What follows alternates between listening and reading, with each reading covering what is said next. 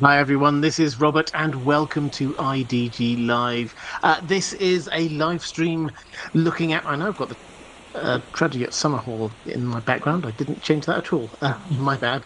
But this is looking at the Night of the Laughing Tree today. I went to my patrons and asked them what I should be talking about over the next few weeks in terms of live streams, and they said Mysteries of Westeros. So we've already looked at this, the tragedy at Summerhall. We're looking at the Night of the Laughing Tree this time. I think one time just for old time's sake, we'll have a look at R plus L equals J. We've got a whole load of other mysteries that we can be working our way through over the next few weeks. And obviously, we'll also intersperse that with some Lord of the Rings live streams as well. So that's what we're going to be doing. I should probably get a few thank yous out of the way first. Very quickly, patrons, thank you so much. I hugely appreciate your support. And also, very briefly, though I will come back to you later as well, I'm very sure, moderators, you do an amazing bit of work as well. I wanted to thank you at the top of this stream for all the work that you do. If you're watching this live, do give the moderators a little bit of love in the chat. But what I will do is I will give you the background to this, a little bit of a sort of an opening spiel from me. Then I'll take as many questions as we've got in the chat. I've got some questions from patrons, and we will go on from there. So, the Night of the Laughing Tree. This is it's a mystery set during the tourney at Harrenhal. So, what we're looking at here is that year, the few months really before the start of Robert's Rebellion. We've had a winter, and winter has ended. As far as everyone's concerned, this is the year of the full spring. They don't know this at the time, but everyone thinks this is spring. So everyone's excited. It's been cold. It's been snowing. And there's a tourney. And tourney has been arranged at what's sort of the center point, really, of the Seven Kingdoms, Harrenhal, which is the biggest castle there is. It's also, as I say, it's right by the crossroads at the middle of the continent. If you head north, you get all the way up to Winterfell, you head south, you go to King's Landing, Storm's End, you go east, you get to the Eyrie, you head west, you go to River Run, and then you can go on to the Westlands after that. So this is right slap bang in the middle of the continent. Everyone can get to it nice and easy. Now we get two accounts of this. One account we get in the World of Ice and Fire, which is from the kind of the Maester political side of things, and then we get one account which comes from Jojen and Mira when they're heading north with Bran, and they're kind of telling stories, and this is a story that they tell. The two accounts line up, and it seems that although clearly different people had different perspectives on what was going on, there is a clear narrative that we can kind of draw out from this. So, from the World of Ice and Fire, what we discover is there seems to have been a lot of political maneuverings in the build-up to this at a countrywide level. The Mad King, Aerys II, was getting increasingly mad. And Rhaegar seems to have been starting to think about, I mean, should we kind of replace him? Should I do a coup attempt? Should I get people to kind of like slowly shuffle him off to one side? It's not just damaging the Targaryen brand. He's actually doing some pretty horrific stuff. His way through this seems to have been to get his good friend, a member of the Kingsguard, Oswyl Went, to go to his family, House Went at the time. They owned Harrenhal, and pitch a tourney there. As I say, it was the end of winter. Everyone was excited, and the prize pool was big. So everybody was drawn to this tourney at Harrenhal. Harrenhal itself had these kind of echoes in people's minds of when there were great councils before to decide who should be king of the Seven Kingdoms. They were held at Harrenhal because it's the biggest castle. Everyone can gather there. And the implication is that Rhaegar was going to try something.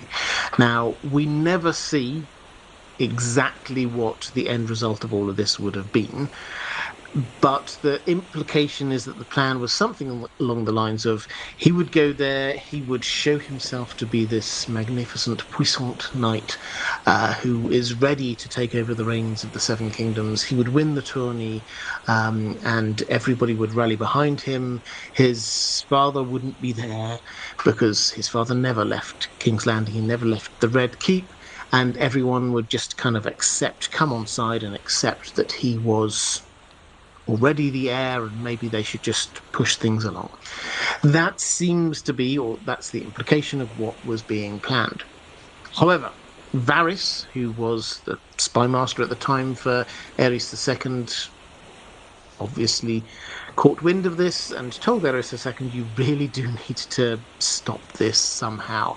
And the way that seemed to happen was that he brought the king out. It was a big surprise. He brought the king out to the tourney. So he was there, and so Rhaegar couldn't do all of this political maneuvering that he wanted to do.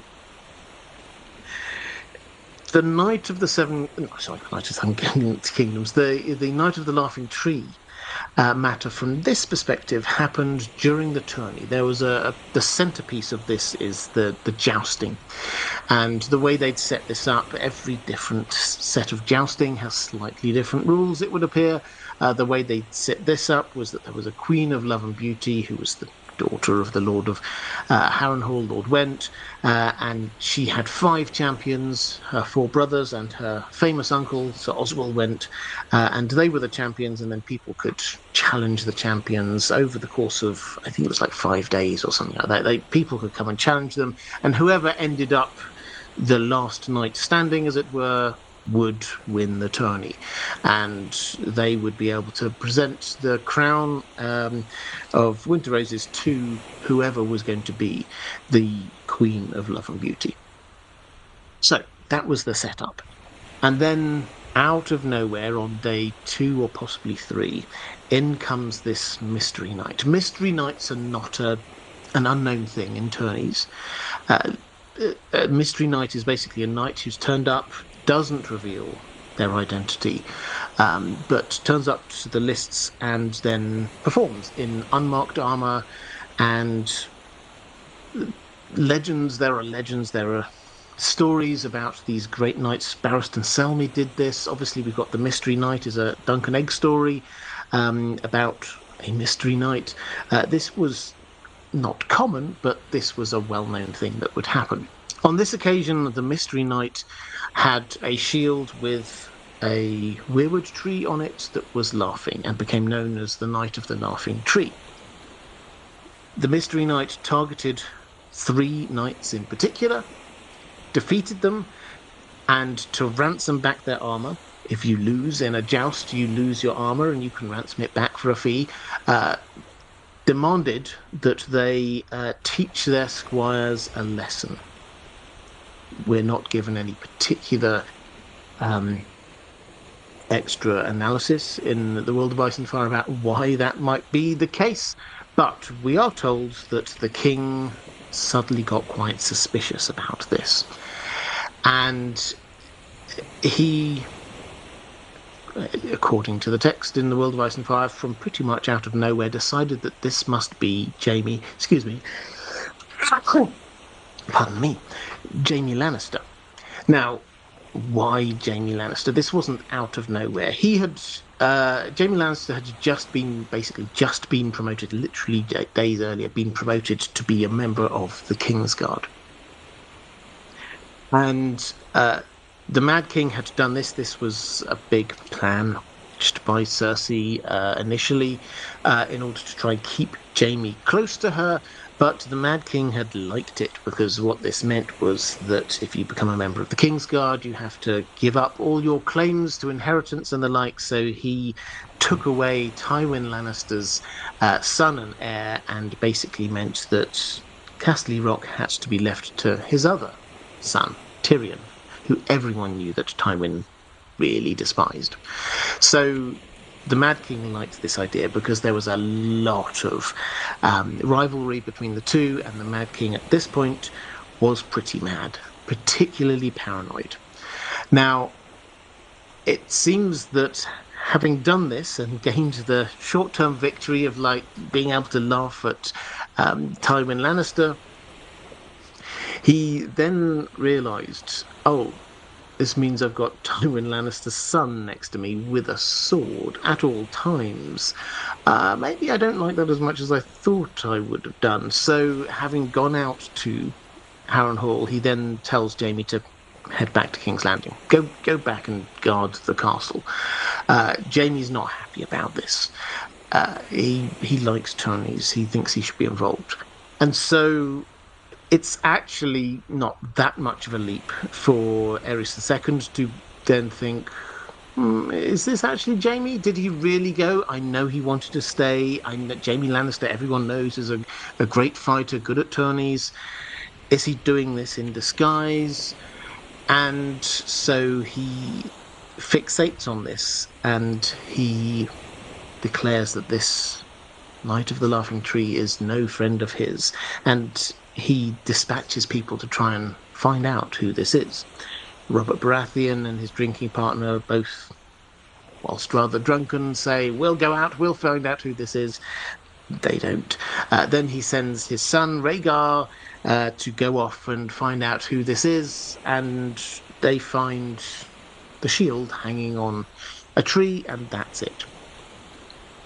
At which point, basically, the narrative of the Knight of the Laughing Tree there ends. We get the end point of the tourney at Harrenhal, which is that Rhaegar wins, and he chooses Lyanna Stark as his Queen of Love and Beauty, causes a bit of a political brouhaha at the time, and then events move quite swiftly on towards Robert's Rebellion. So that's the kind of the political narrative. There's no hint there about who this might be. They don't burrow into the detail at all. But then we have the second narrative where we get Jojen and Mira telling Bran about what happened. And it's very clear that they know this story very well, Jojen and Mira.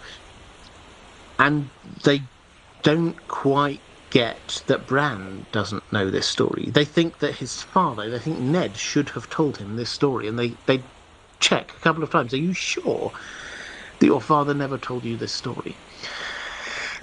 And from their perspective, though, the story doesn't start with all this political maneuvering. The story starts with their father. They don't name him as such, but it's very clear it is Howland Reed, who they place immediately in the role of this low-key magic user, a Crannog man, who heads to the Isle of Faces. He talks to the Green Men. Bran is fascinated by this, and then decides the time is right. He has to re-enter the world of humans, not the Green Men.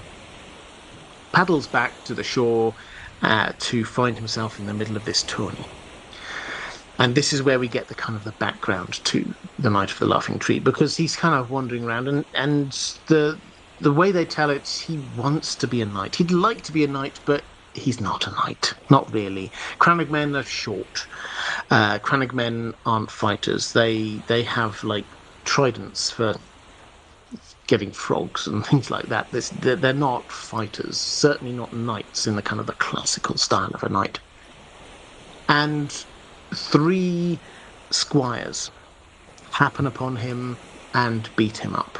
The lead of this, as we might expect, is one of the Freys. The Freys really, really despise the Clank men. But leaping into the fray, we have the She-Wolf. All of this story is told in a sort of code, which, in terms of the people in the story, often have a name which is they're given, or a descriptor which is given related to their house sigil or something along those lines. So for the Starks, you have the She-Wolf, who is clearly Lyanna Stark. You have the young pup, who is Benjen, who's he's only about 13 at the time. You have the Quiet Wolf, who's Ned, and so on. So the She-Wolf, Lyanna Stark, intervenes, and she beats up these 3 squires, and rescues Howland and takes her back to the other Starks and reaches him up. Ned Stark says, "Hey, you can share my tent. That's all good." And it turns out that there's a big feast that night, and they say, "Come on, you come along to the feast. You're a lord. You've got as much right as anyone else to come to this feast. Come, you sit with us." And at this feast, Howland and Lyanna spot those three squires, and they see who they are squires to, which noble houses they are squires to. And Howland seems in two minds about this. He's like, I want to get revenge, but at the same time, that's not really me. I'm not a fighter. I mean, the squires beat me up, but I can't do this. Lyanna is saying, "Come on, you've got to do this. I'll get you armor." Oh, and Benjen's there going, I can know people who can get you armor. That's okay." And so they're kind of pushing on, and he's like, "No." There's a little bit of a digression into Ashara Dane and who she dances with that I'm not going to go into this time, but it's very interesting. But then we get the tourney. A day goes by, day 2 of the tourney itself, and all 3 of those knights whose squires beat up Howland Reed have managed to get through. They are now 3 of the champions, and that means that anyone can come and challenge them. And this mystery knight appears, the Knight of the Laughing Tree, and we're giving us a slight description: short, mismatched armor, a booming voice, so it sounds not like it was a slightly affected voice, and challenges these knights one after another and defeats them. And each time says, in order to get your armor back, all you have to do, don't give me cash. I don't want your cash. I want you to teach your squire a lesson. And that's the kind of the narrative that we've got going on here. It moves on a little bit, and then we get them questioning again. Really, do you know that Ned never told you this? But that's the heart of what it is. And so we're left to wonder, who is this Knight of the Laughing Tree? And why is this important? Because the Reeds clearly think this is important. They clearly think that this is something that Bran should know. But they stop short in telling him. That's another, I think, quite crucial point. So, I will set out in a moment who I think this is, who I think all of the clues here lead to. I suspect that what I think is probably the same to what many of you think.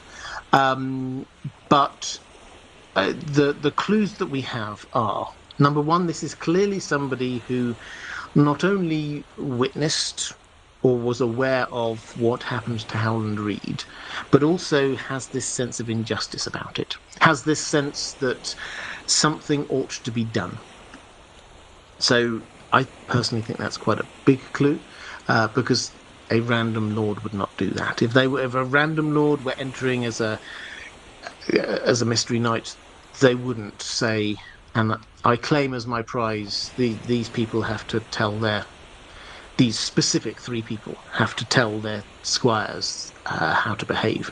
This is somebody who is there doing this on a point of principle. Secondly, short. We're told that's not something you can easily hide. This is somebody who is short, noticeably short. Both accounts have this person as being short.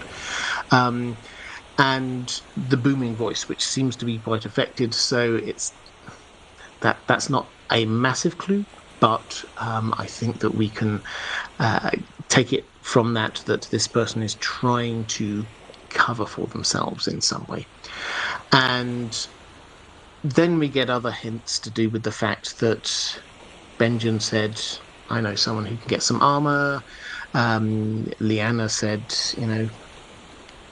"Really, you should go and do this," and also she was the one who stepped up to the plate. And also the fact that Jojen and Amira clearly thought this was something that Ned would have told Bran. So we get all of these clues, and we'll try and pick our way through what all of that might mean.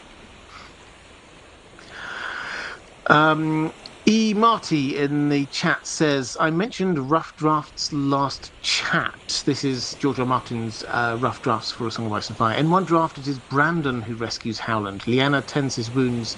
Benjen is described as playful. Yeah, so, I mean, I find this quite interesting. So, the fact that this is Lyanna, who is set up as being clearly somebody who can take on 3 squires by herself, shows that she has some martial ability. Brandon, we can perhaps believe it. By this point, he's a lot older, he's been trained, he's ready for combat, he's knight level. Dispatching 3 squires, you would kind of expect. Lyanna, perhaps you wouldn't, unless you knew a little bit about her and you knew that she'd actually managed to defeat 3 squires on her own. Benjen being described as playful, personally, I think that's reasonably straightforward. He is 13 at this point. Okay, I think that's me caught up in the chat, but I mean, I think you know what, I'm not going to tease this. I think it's Lyanna. I think everything kind of points to her. For the reasons that I've said, I think all of these things suggest that it makes sense. It's one of the Starks. The other person possibly, and we will come to this, that it could be, is Howland. But if it's not him, one of the Starks.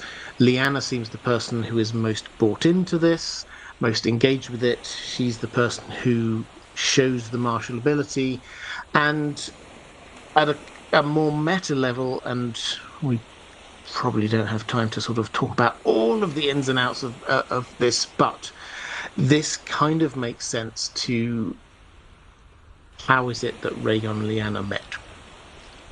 Because otherwise, you have Rhaegar out of nowhere making Lyanna the Queen of Love and Beauty, knowing, because he wasn't stupid, knowing that it would cause a political storm. There has to be some reason for him doing that. Not just that he thinks she's pretty, but if he had any idea about what was coming, and surely he must have known what was coming, then he had to have very good reason for it. So, if Lyanna is the Knight of the Laughing Tree, that provides every reason. Rhaegar, we know, went to look for the Knight of the Laughing Tree, who actually wouldn't have been, if you've got all the resources of the Seven Kingdoms at your back, it's not that hard to find somebody like that. Because, yes, Benjen can say, oh, I know someone who can find some armor. Someone else will say, well, I've got a horse. Horses aren't just like a random horse. Someone will know whose horse that is. Someone will be able to recognize the armor. We saw this in Dunk and Egg, quite how much pride blacksmiths take in their armor. Someone would have known whose armor that was. It wouldn't take huge amounts of effort to be tracking down who gave that horse to that person. Whose armor is that, and how did that get to someone? Those things probably would have led to Benjen. It would have been obvious it wasn't Benjen. He was very young. He almost certainly wouldn't have been able to do that. And then he said that he could get it. Lyanna was involved. This would have gone straight to Lyanna. It gives us a route to Lyanna. And it also gives us a reason, as well as the fact that Rhaegar then met Lyanna. It also gives us this kind of poetic reason why he might have given her the laurels. Because the hints are that perhaps, yes, he won the tourney, but perhaps it wasn't all above board. Maybe, as we get the hints when we get the tourneys at King's Landing in Book 1 in Game of Thrones, who really is going to be going at 100% against the king? Would it really be a victory? Who really would be going at 100% against the Crown Prince? He, somewhere deep down inside, even if um, he performed really well, and he would have some kind of doubt, even if he did not manufacture it. And there are hints that he might have manufactured it so that he won. Even if he didn't, he would have looked at the Knight of the Laughing Tree and thought, that's the undefeated champion. That person was played 3-1-3.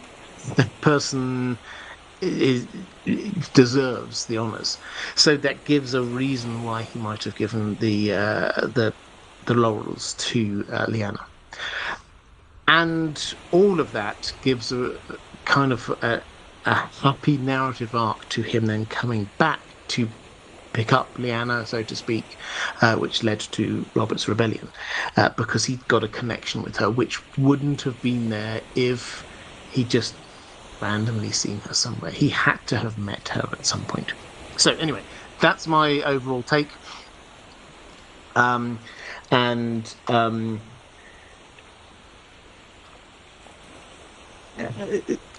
It works on, I think, many levels. It fits all the clues that we've got, and also it works at a narrative level that this was Lyanna. Okay, so we've got Jojo Actions saying, "Hey Robert, hope all is well. Thanks for the hard work. Enjoying it a lot. You're very welcome. Here's my question. If Bloodraven wanted Rhaegar and Lyanna to meet at the tourney, and Howland Reed was supposed to orchestrate this, does this mean he wanted to be beaten up by the three squires and maybe even set them up?" I mean, I think this is an interesting question. So the kind of the working assumption is that this is Bloodraven working behind the scenes. This is the Weirwood Network working behind the scenes to create, first of all, the Year of the Fall Spring, which is a pretty impressive bit of magic, it has to be said. We could easily overlook this, but winter ended, then there was spring, then winter came back with a vengeance, really hard. And everyone calls it the Year of the Fall Spring because they thought that even the Maesters got tricked. They thought it was spring. And what motivation could the Weirwood Network, Bloodraven, have for creating spring? Because they knew they needed to bring people together. And they couldn't do that while winter was happening. So they created a spring through some great magic. That's the working hypothesis we have there. Howland Reed, it's not clear the extent to which he was in on all of the plans, or he was just their man on the ground. My instinct is yes, he was there. He consulted the Green Men. They made sure he was on side. They were guiding him along the way, but he wasn't the person pulling all of the strings all of the time. He was just somebody, as far as we can tell from the way that Jojen and Amira tell it, he was going along minding his own business. He went in there thinking, how do I manipulate events? How do I try and get these things to happen? It was the Weirwood Network that were manipulating events, and they had someone on the ground in order to use. So that seems to be the way it was. So when we're talking about Howland orchestrating things, my instinct is that it wasn't Howland orchestrating things. He was just the person that they were using. Now, all of this, it has to be said, has to take a completely different view in the light of House of the Dragon. Because although House of the Dragon is semi-canon, we know all of this, they went big on Harrenhal being heavy on Weirwood Tree magic. We didn't have this before. Yes, it was on the shores of the God's Eye Lake. Yes, we knew it had a Weirwood Tree. Yes, we knew that there was supposedly a curse on there. We knew all of these things. But in House of the Dragon, we have the weirwood tree, which is noticeably reaching out across to the Isle of Faces.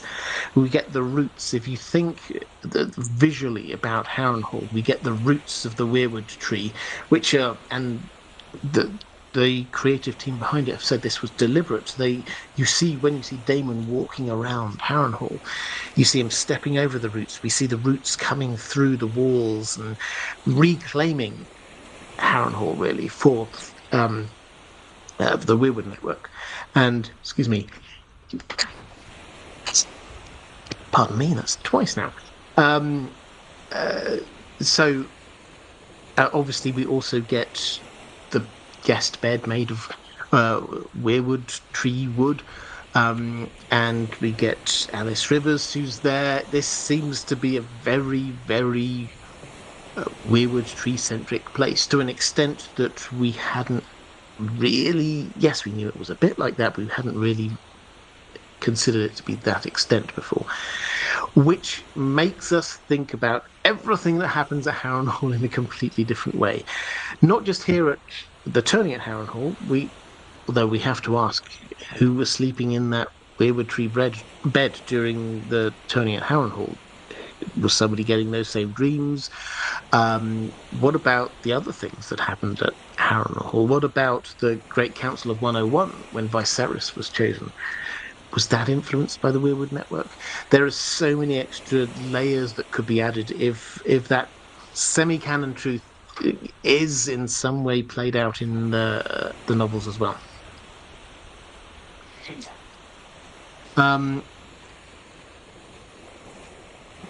Desert Stormborn, Charlie 11 saying, to be fair, the Weirwood network took quite a hit from Harren the Black. Absolutely, yes. I mean, we always knew this was a quite Weirwood networky, so to speak, but the show pushed it on to the next level. That's the point we're trying to make.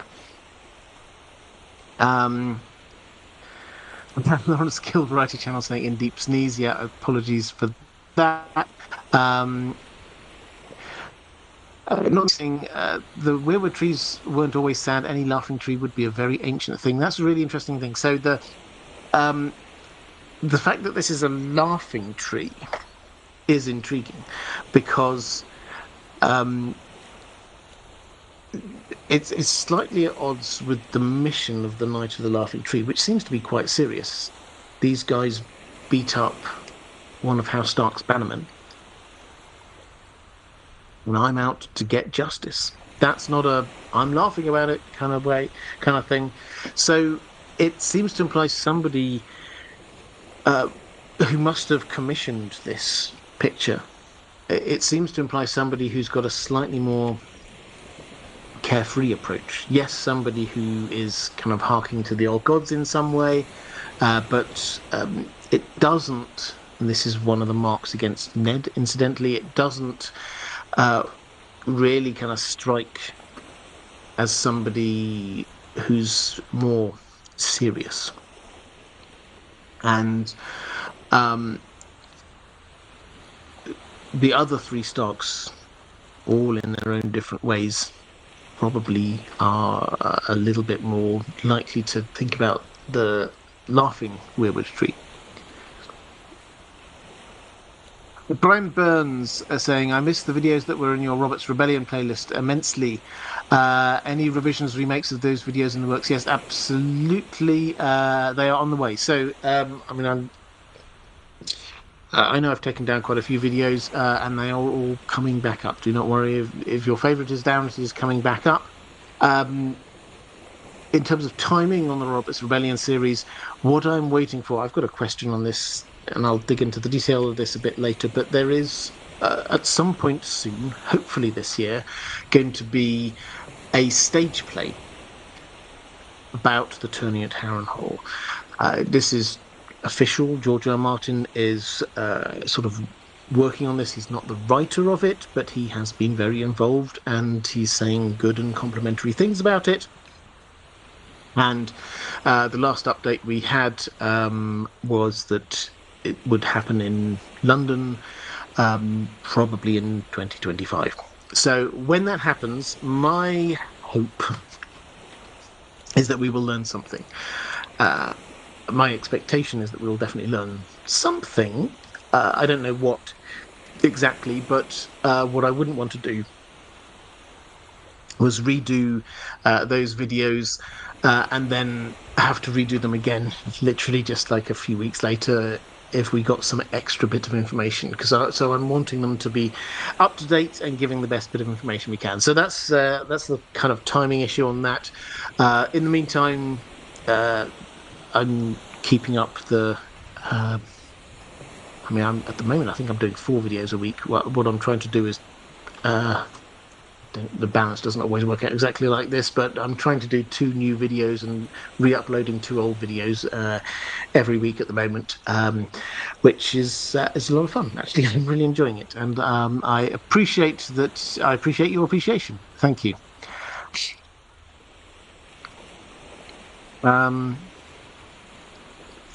Adi Achilles saying George R. Martin always says good and complimentary things until he doesn't. Yeah, I get your point there. I think that the difference between a stage play and the things he doesn't always say complimentary things about TV shows, which is I think what you're getting at, is that this is a one-off. So who knows? We've not been told anything about runtime, but if this is a stage play, then unless they're going to split it in half, which incidentally that's what happened with the Harry Potter stage play, they turned it into 2 stage plays each. I don't know how long each one is, I haven't seen it, but 2-3 hour stage plays, something along those lines. Unless they're going down that route, to have 1 stage play, you would expect it probably 3 hours ish. If they were doing a cut down version, hour and a half. If it's an epic length one, then maybe 4 hours. But this is not hugely long, and George R. R. Martin will be able to see the whole thing. It's not like, okay, yeah, I like episode 1, and they're going off and doing other things, and then there's going to be season 2, and then there's going to be season 3, and there's no butterfly effects here. He can see the whole thing. He can comment on it. He can say, no, let's not have that in there. So I've got higher hopes for this as a concept for how to be delivering a Song of Ice and Fire goodness in a way that isn't TV shows. Okay, and let's go to Jeff Cordova. Thank you very much. Appreciate that. Let's go to Bear Island. Hello, Robert. I hope you and Dan are well. We are, thank you. Knighthood is associated with the Faith of the Seven, so there are few knights from the Northern Islands. Trials by 7 are restricted to knights, but what do we know about tourneys? Can anyone enter who can afford to do so? And do you think the more devout among Northerners and Ironborn might consider knighthood among their own as blasphemous? Always appreciate your thoughts. Well, thank you. So there's a difference between, first of all, Trials by 7 and tourneys. So let's just talk about in terms of who can do these things. Let's talk about tourneys. Tourneys have different rules for each tourney, is the short and simple answer here. Some of them, yes, they're restricted to knights. So in the Hedge Knight, the first Dunk and Egg story, which we're obviously going to see in A Knight of the Seven Kingdoms Season 1, yes, that was an issue. You had to be a knight in order to enter. And so Dunk has to persuade the powers that be that he is a knight. That's a plot point there in that story. However, it doesn't appear to be the case in all tourneys. And some tourneys, you're allowed to enter some parts of it, but not the main jousting. So in any given tourney, you might have the jousting, you might have a melee, you might have an archery competition, you might have lots of different things all going on. And you don't have to be a knight to enter all of those things. Maybe the jousting you do, some tourneys, they're relaxed about that as well. This one, as far as we can tell, no, you don't need to. The whole principle of the Mystery Knight is that the Mystery Knight does not reveal who they are. So they therefore do not have to provide some kind of accreditation to say, yes, I'm definitely a knight. And that's what Dunk had to do in the Hedge Knight, was that he had to prove that he was a knight. Who here knows who you are? Who here knows the person who knighted you? That kind of thing. The implication here is that at this tourney, didn't really matter. You can be a mystery knight. You can not tell anyone who you are. You can just rock up and say, I want to join, and that's fine. So it really did change from tourney to tourney. As for might people in the north or the Iron Islands look down on people who are knights, or consider it heresy in some way? I think the answer is no. In the north, we haven't really dived in as much with the Iron Islanders with this. It does really depend on if you're going down the formal route of what it is to become a knight, or the informal route of what it is to become a knight. If you're doing it the formal way, the way that Jaime Lannister did, he was sort of told, I'm going to make you a knight tomorrow. Go away and make your peace with the Seven and spend a night of humble meditation and things. And so he does. He goes away and does this, and then comes back and is knighted. By Arthur Dane. But yeah, this is clearly, yes, within the context of this is some kind of holy ideal.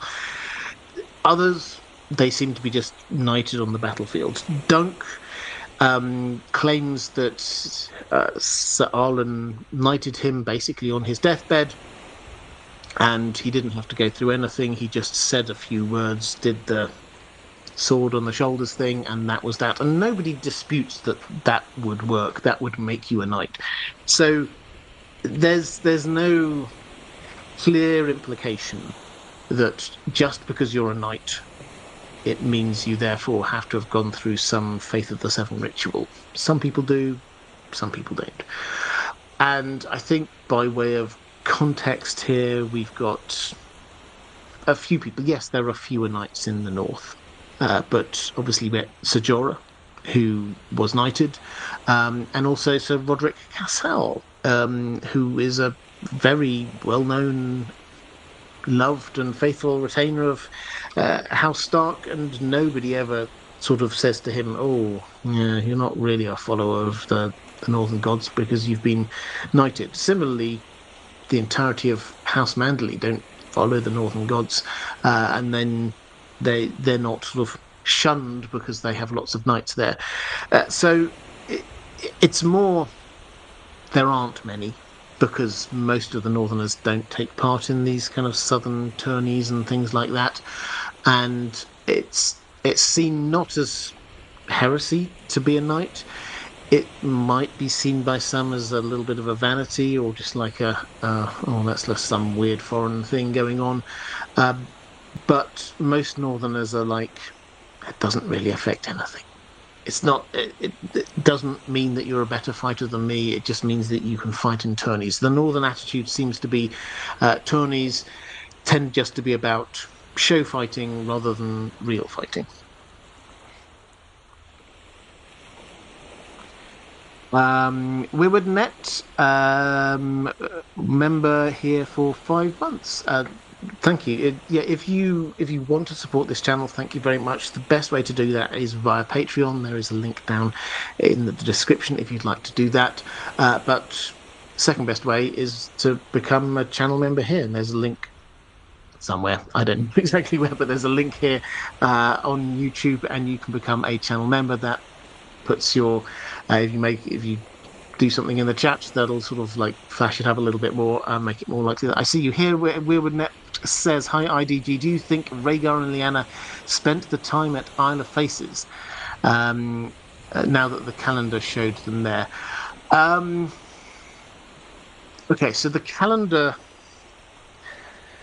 this was for context, those people who don't know what we mean by the calendar, every year there's an official Song of Ice and Fire calendar which comes out.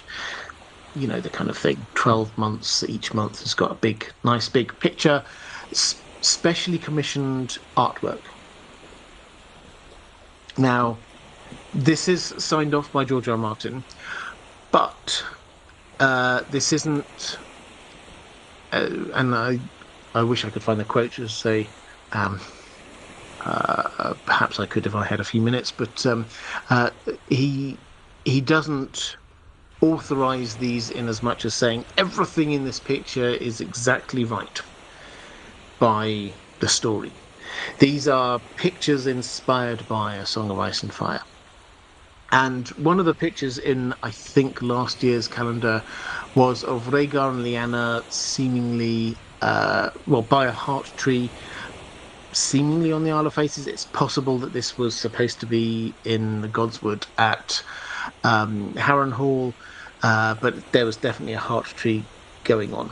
Now, that created a small flurry of debate amongst the fandom, because this seems to confirm the working hypothesis that I've just been setting out to you, which is that Rhaegar and Lyanna met at the tourney at Harrenhal when she was the Knight of the Laughing Tree, because there's some armor lying around and stuff like that as well. So do I think that the calendar has confirmed anything? No, I think is the short answer. I'd love the idea that it would. That would be fantastic. We could look out for that every year and then see whether we can get any new clues about stuff. But no, each year there's a picture that has some details that make you go, oh, that gives a slightly different spin on things. It's not George R. R. Martin saying, could you do me a picture that shows this? That's not how the process works, unfortunately. That said, might they have been to the Isle of Faces? I've got a later question about the Isle of Faces, which I'll get onto. But at the tourney at Harrenhal, I suspect not. I suspect at the tourney at Harrenhal, Lyanna perhaps could have managed to get away for a day or so and people wouldn't have noticed her. There was a lot of people, lots going on, but her brothers were keeping an eye out for her, I am sure. So if she had gone missing for a while, someone would have noticed. If Rhaegar had gone missing for more than a few hours, that would have been commented on. So I think at the tourney, no. After the tourney is a completely different mission. Completely different matter. Okay, let's just quickly flicking through the chat. Let's go to a question from Commander Ray. Hello, Robert. The Knight of the Laughing Tree is one of my favourite characters. She dunked on some knights and wasn't caught by her brother or king. However, Rhaegar definitely discovered her identity, and it seems like much of what went on was background for this meeting of Ice and Fire. How much string pulling do you think was at work here? And do you think Rhaegar never talked to the two older Stark brothers, and why do you think Rhaegar never talked to the two older Stark brothers, which would have saved a lot of time? So the first part, yes, I think I would agree that there's string pulling going on. As I say, the Weirwood Network are behind a huge amount of this. Why didn't Rhaegar talk to the two older Stark brothers?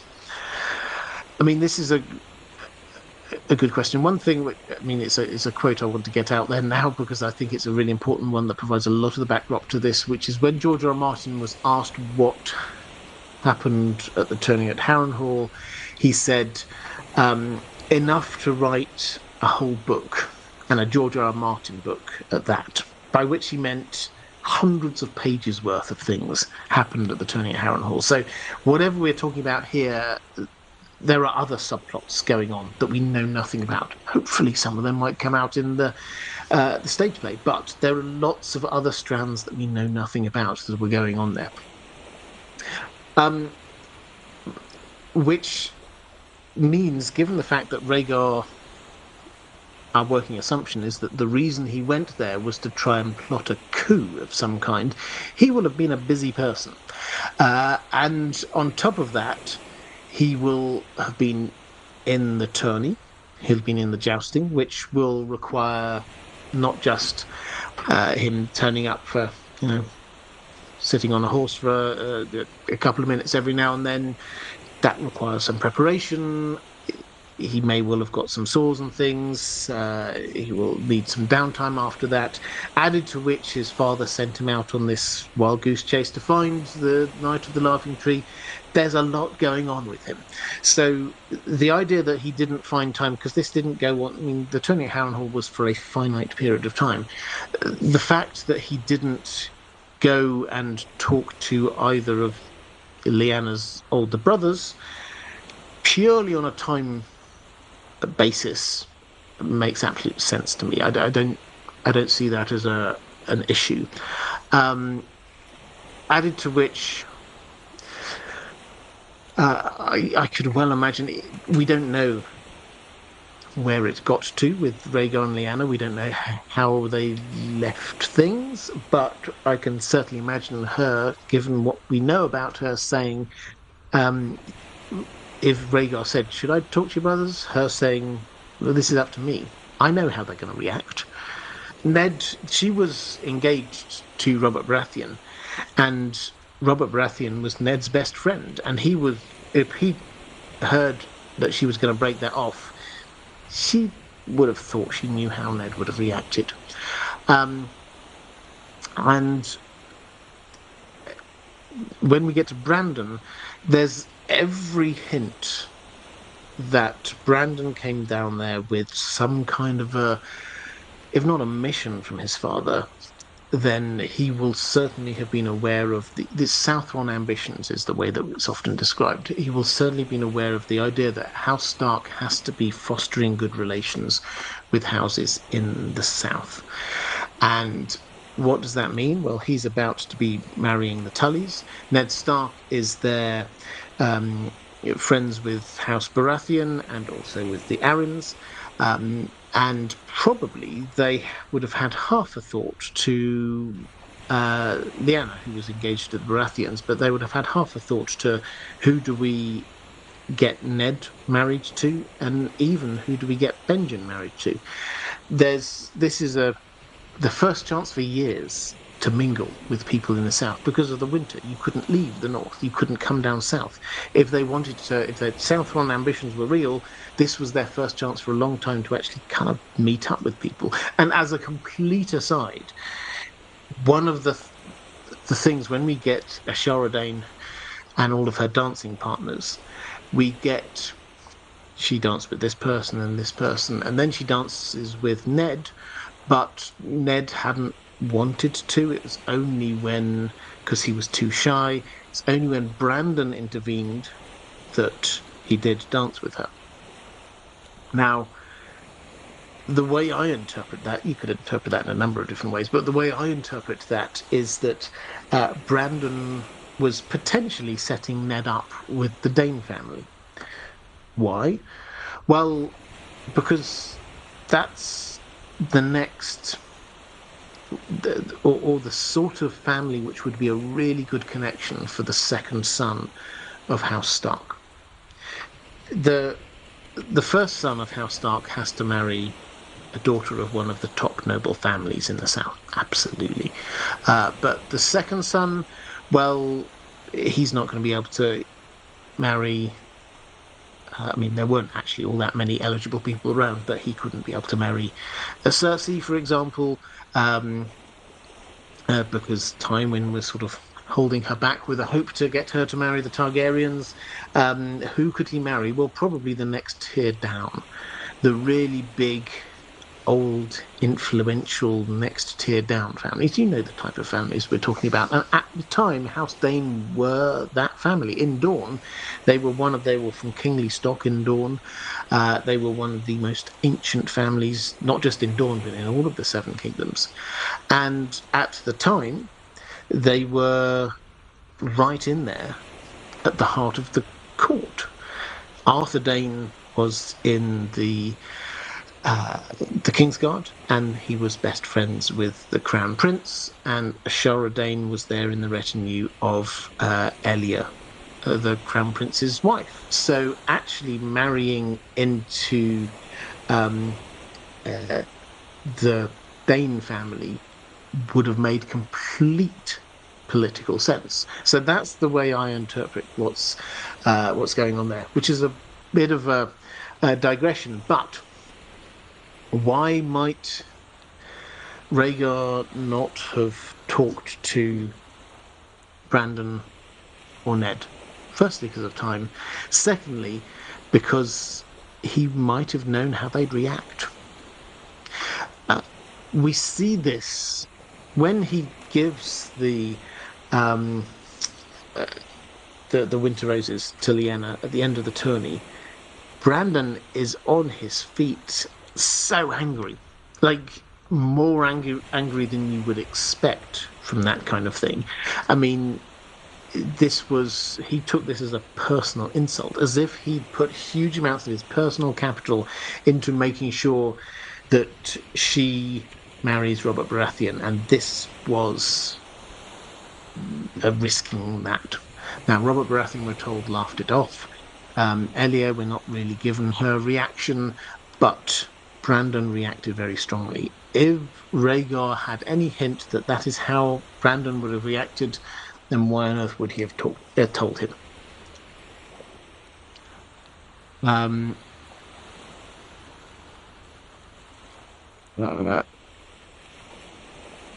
Quick flick through rambling, saying, "Look, I'm a borderline Cersei apologist, but that would be if she didn't have a drunkard that paid her attention." Okay, I don't know what the context for that one was, but yeah.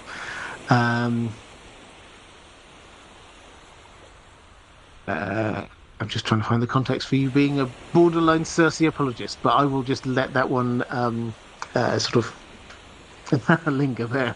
Let's go to a question from Helen's little sister, saying, "Are you able to provide any update on the stage production, London or New York, on the story that occurs at Harrenhal?" Yeah, so I said I would do this.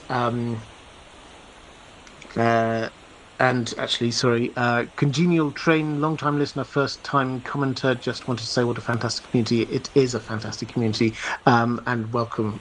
Fantastic to have you here. The reason why it's a fantastic community is because the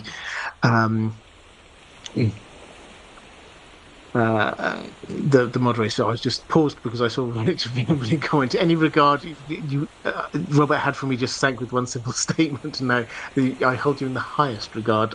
Reflective rambling, do not worry. And that's the point I'm just trying to make. The moderators here are amazing and create such a wonderful, inclusive community, chasing away any bots or any people who are trying to add some negativity here. This is a positive, affirming place where we can just enjoy these books that we love. So if you are here in the chat, could you just give a little bit of love to the moderators? I would hugely appreciate that. But Helen's little sister asking about the stage play. So I will give you the short answer is I have no update on what I said the last time, and I can't remember the last time I said this, but I will happily set out everything that we know in terms of where we're at and timescales going forward. So this is a stage play. It's not being described as a musical, so those hoping for a musical, sorry, but it would not surprise me if there is at least one song, because there is at least one song that happens at the turning at Harrenhal. We're told that Rhaegar sings a sad song and it made Lyanna cry, and that seems relatively pivotal to what's going on. So I don't think this is going to be musical, but there may well be at least one song in it. Beyond that, in terms of staging, anything like that, we do not know. We have a name for it, which is the Iron Throne. This is not yet fully confirmed, but George R. Martin started calling it the Tourney at Harrenhal stage play, then said that they've decided to call it the Iron Throne, and we haven't heard that changed since. So what I take from that is that this, if they would have chosen a title that reflects what is going on in the stage play, as well as something that they think will draw people in, but what is happening in the stage play. And the fact they're calling it the Iron Throne seems to imply that the angle they're coming from is the maneuvering, the political maneuvering for the Iron Throne. What's going on? Rhaegar, did he call this to launch a soft coup? Aerys II trying to prevent that. Varys working in the background. All of those things. There will be other stuff happening alongside all of this. We can't get around this. Rhaegar is obviously central to this. Rhaegar is central to the Night of the Laughing Tree. So the other stuff will happen, but the main focus of the story, my instinct, is going to be on this struggle for who rules the Seven Kingdoms. And that's all we know in terms of like the content. George R. Martin, as I say, he's not the writer, but he has several times met the writer, the producer, etc. The last update we had, which was, I think, just before Christmas, was that he met the team behind this when he was last in London. He comes this side of the Atlantic roughly once a year, maybe every couple of years. And this last time, it was quite an epic trip. Actually, if you're an avid follower of George R. R. Martin's blog, or not a blog, then there's a new one talking about his time when he was in Glasgow. He's taken a little while. Worldcon was in Glasgow last year. He's taken a little while to get up to that. And just as a by the by, I think we're all expecting that one. He'd been angsting a bit about that. It's a lot more positive a blog post than perhaps I was expecting. So for those of us who pay far too much attention perhaps to trying to read signals into George R. R. Martin's mental state, I'm happy to report that the most recent blog post seems more positive than I thought it would, which is good because he seemed quite down for quite a long time. But when he was last in London, which was about July, August of last year, he met up with the team, and the update there was that it sounds like the writing has broadly finished. He said that they pitched this to a number of theatres, and he said the good news is that they will probably have their pick of theatres, and he was expecting it or hoping it would happen in London. I think the working theory is it starts in London, but give it a year or so, it'll probably be in New York and down in Australia as well. In London in 2025. Now, my friends who work in the London theatre business tell me, pardon me, that the rough next steps here are they have to come to some agreement. If they finished the writing, they have to then come to some agreement with a theatre. Theatres in London, probably New York as well. They have deals. They don't just like, some of them do something for 6 weeks and then another 6 weeks or something else and so on. But the expectation is that this will probably run for a long time. I name-checked the Harry Potter stage play. That's been running in the West End for as long as I can remember, at least 10 years by this point. The Mousetrap has been running in the same theatre in London for, I think, 60 years now, which is actually excellent, by the way. If you had a random recommendation for you, there's a reason it's been running for 60 years. It's a very good stage play. But them choosing somewhere, they're choosing somewhere where they know that they can set up home for a period of time. So this is quite a significant decision. Once they've got the theatre, they then need to work through all of how they're going to stage this.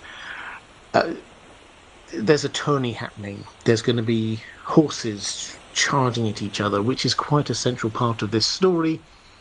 How do they do that? Is that puppets? Are they going to be projecting stuff? Might they have real horses? Probably not real horses, but how are they going to do this? That will take a little bit of time.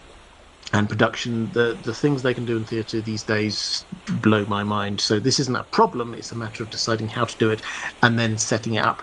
And then once they've done all of that bit, then they can start with the casting and then trying to work out when they actually open, because they can only open once whatever's on at that theatre already finishes. So how long does that process take?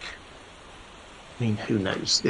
Perhaps as little as 3 months, perhaps as long as, well, years.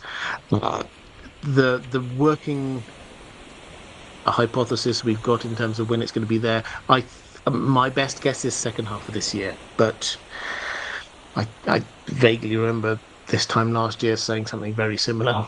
So who knows? In the same way that I think I've given up. Well, I know I've given up on trying to guess when The Winds of Winter is coming out. I think it's probably a fool's game trying to guess when this is going to come out. It's making solid progress, and at some point we'll learn a little bit more. But yeah, for those who are not in London, I'm in a privileged position. You have to say that I will be able to. I mean, I dread to think how much it will cost, but I will be able to get to London to see this. But for those who do not have easy access to London, probably it would be, give it 6 months or a year, I think it will probably transfer over to Broadway. George R. Martin has mentioned Australia before. This kind of thing, if it's a massive success, then they can take it even further off to different parts of the world. But London first, then New York, then Australia, then the world, I think is the sort of the running order. Martin S. saying, hello, Robert. I hope all is well. It is. Thank you. Just back from a late day trip taking photos of birds. Long focal length telephoto. Good stuff. I hope you got some good pictures there. Quick flick through. And I think I have another question. So, Congenial Train gifted one IDG Live membership. Well, thank you very much. That's another thing. If you're a member, I don't know all of these benefits when you're a member, when you're a channel member here, but I do know that after a certain amount of time, you can gift channel memberships to other people. So, thank you very much indeed. Mark Shees is saying, if Martin is involved later rather than sooner. I think George R. Martin's involvement in this, I wouldn't say it's largely over, but I think his involvement will have been at the ideas, at the clearing the script kind of level, rather than the how to make the magic of theatre work level and how to book specific theatres. That's not where he's at on this. So my instinct is that his involvement is probably less than it is on season 1 of a TV show, for example.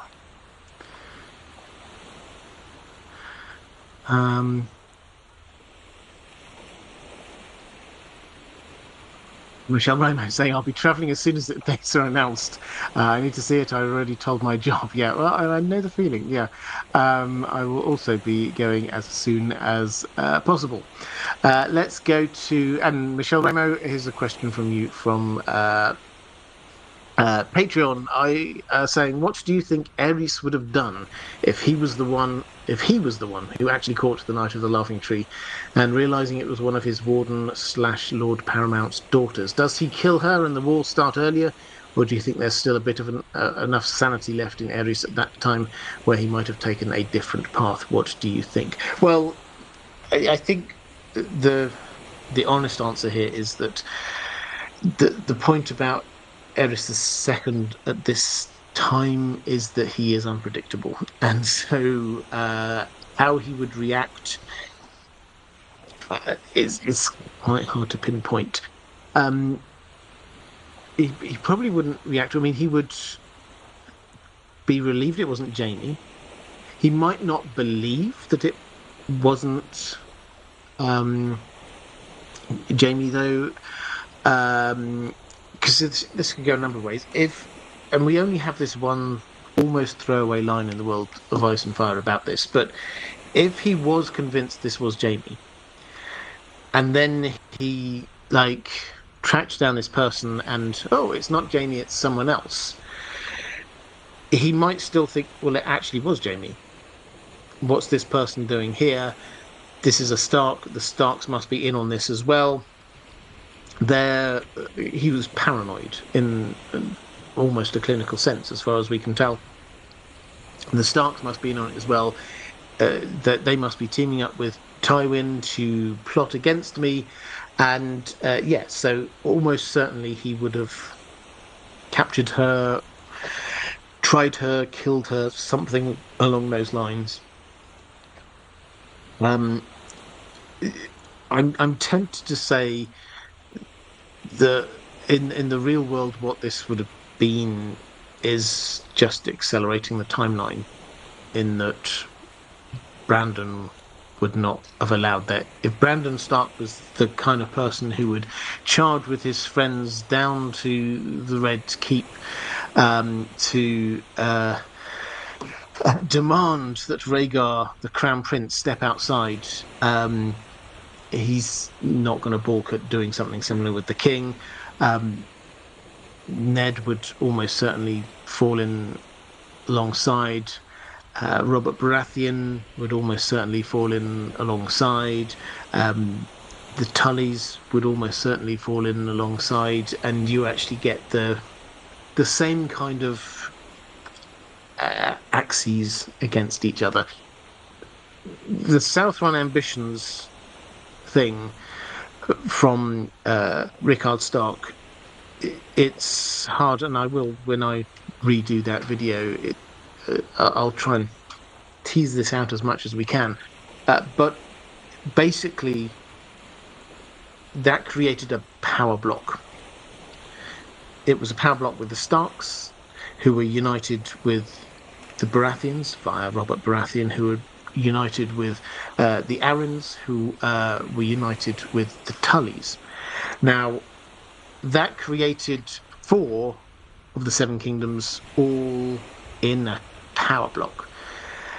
And that meant that whenever civil war happened, they would be on one side, and it was just a matter of would anyone else come on to their side. So in the same way that historians will tell you that World War One was sort of inevitable because we had these 2 great alliances, one against the other, and all it took was a little spark to set the 2 sides against each other.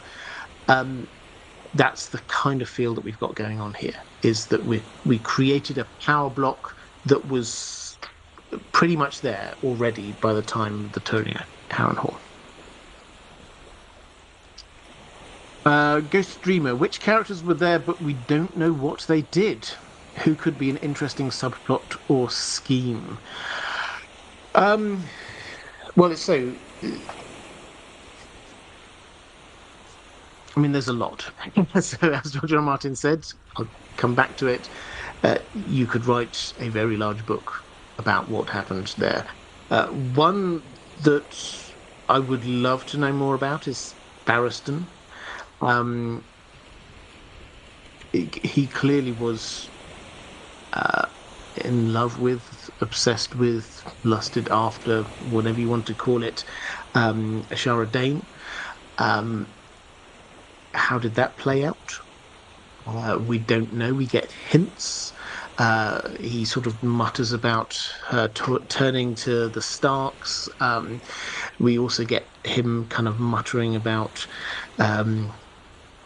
if only Rhaegar had trusted him like he'd trusted Arthur Dane. What was that about? Was that about fixing the tourney, as some people suggest? We don't know. He was there at the heart of all of this. George R. R. Martin uses him sparingly. You can tell he's one of the characters that it almost feels a bit like Ned Stark in Book One, where Ned Stark clearly knows huge amounts about the background to what happened with the Robert's Rebellion, Tourney at Harrenhal, all the way through to the Tower of Joy. But his POV chapters, he kind of touches on these things and then kind of veers away. It's almost as if George R. R. Martin is kind of like tantalising us with it. That's the same way he treats Sir Barristan. Sir Barristan knows a lot more than we've actually heard. Several times, and I've said this before, but it's a frustration of mine. Several times he's starting to launch into this great explanation about what Rhaegar was like or what really happened, and then Danny's there going, "Oh, I'm a bit tired. Can we do this another time?" Or somebody bursts in and they have to go and deal with something else, and it's like, I just want to hear what Barristan says. So he's one person I would love to hear about. Varys. We know that Varys, he's the person who provided the information and why Eris is there, but then we don't hear about what he does when he is there. Surely he won't like put his feet up and go, right, that's it. I've just I've saved the day by sending the king there. No, he will have been gathering information. He would have been advising the king. Did he know what was going on? Was he the person who was like feeding him information which led him to think that this might have been Jaime? Did he give him the right information that stopped this plot? What was he up to? That was absolutely fascinating. And then we get the mysterious case with the Tullys. What's so mysterious about the Tullys? The Tullys did nothing at the turning at Harrenhal. Sherlock Holmes joke there. The Tullys, this was in their patch. It was right down the road. Which Tullys were there? We don't really know. We're not told huge amounts of information about this. Is there a reason why they're not there? Is it just that they just didn't do anything interesting? We get some hints about things along the way, some political stuff going, but they should be there. They're Lords Paramount of the Riverlands. They should be there in kind of pride of place. So that's another family that it's quite interesting knowing what's going on. Who else would it be good to know? I think Elia is the other person, which is fascinating. So Elia being Rhaegar's wife, we're told she's there. She's there with a retinue of, I think it's a dozen women, handmaids, and she's there by Rhaegar's side. And then he wins the tourney, and then everyone's expecting him to give her this laurel of the Winter Roses, crown her the Queen of Love and Beauty, because that's his wife. But he doesn't. He does this to someone else. We're not told how she reacts. That would be a fascinating thing to discover. In fact, that's something that will be on the stage play, and it's like at that moment, I have to admit, this is why I think, oh no, we're going to have to see this more than once, aren't I? Because at that moment, who do you look at? You want to see everyone's reaction, because those actors will have been told how to react. You'll want to see Lyanna's reaction. You'll want to see Brandon's reaction. You want to see Robert Baratheon's reaction. You want to see her reaction. You want to see the Aerys's reaction. There's so many different reactions you'll be wanting to see at that point. So anyway, go stream with that. I hope that kind of answers that one for you. Let's go to Michelle Ramo. Second question, which was kind of linked to a question I've had earlier. Do you think Lyanna and Rhaegar may have married on the Isle of Faces? Rhaegar, fire, was very much involved in prophecy. Lyanna was the blood of the first men, maybe the others, ice, and it's believed that he told her about the prince that was promised prophecy. What better place to get more information and seal the prophecy than the Isle of Faces? Yes, so as I say, I think them during the journey to the Isle of Faces, no. Afterwards, or getting married, possibly yes. If they did get married, I think it makes sense that Lyanna would have wanted to be married before a heart tree. And why? Because she seems very northern, very Starkish. And also, one of the things that Ned was very keen to do was to take her body back up to Winterfell. she wanted that. He's very clear. He says to Robert Baratheon, she wanted to be buried here, implying that this was like some of her dying words. So she took very seriously her Stark heritage. So if they headed down south to Dorne, which is what they did, Dorne doesn't have any weirwood trees. Where between Harrenhal and Dorne would they know there were weirwood trees? The Isle of Faces. If they wanted to go somewhere which wasn't a castle where people would know what was going on, if they wanted to do it in secret, it kind of makes sense. Now, I like this idea. I mean, it's just one of those things which is, yeah, that kind of works for me at a thematic level. I love this idea that we only know 3 people, groups of people, wherever they're. Howland Reed was there, and Velaryon, who landed there, big mystery, landed there on his dragon, and then might they have allowed Rhaegon Lyanna? Yes, they might have done if they thought that this was where the prince that was promised was going to come from. So all of that does add up, and it kind of makes sense to me. Do we have any evidence for it? No, not yet, but it absolutely works, and yeah, I like the idea.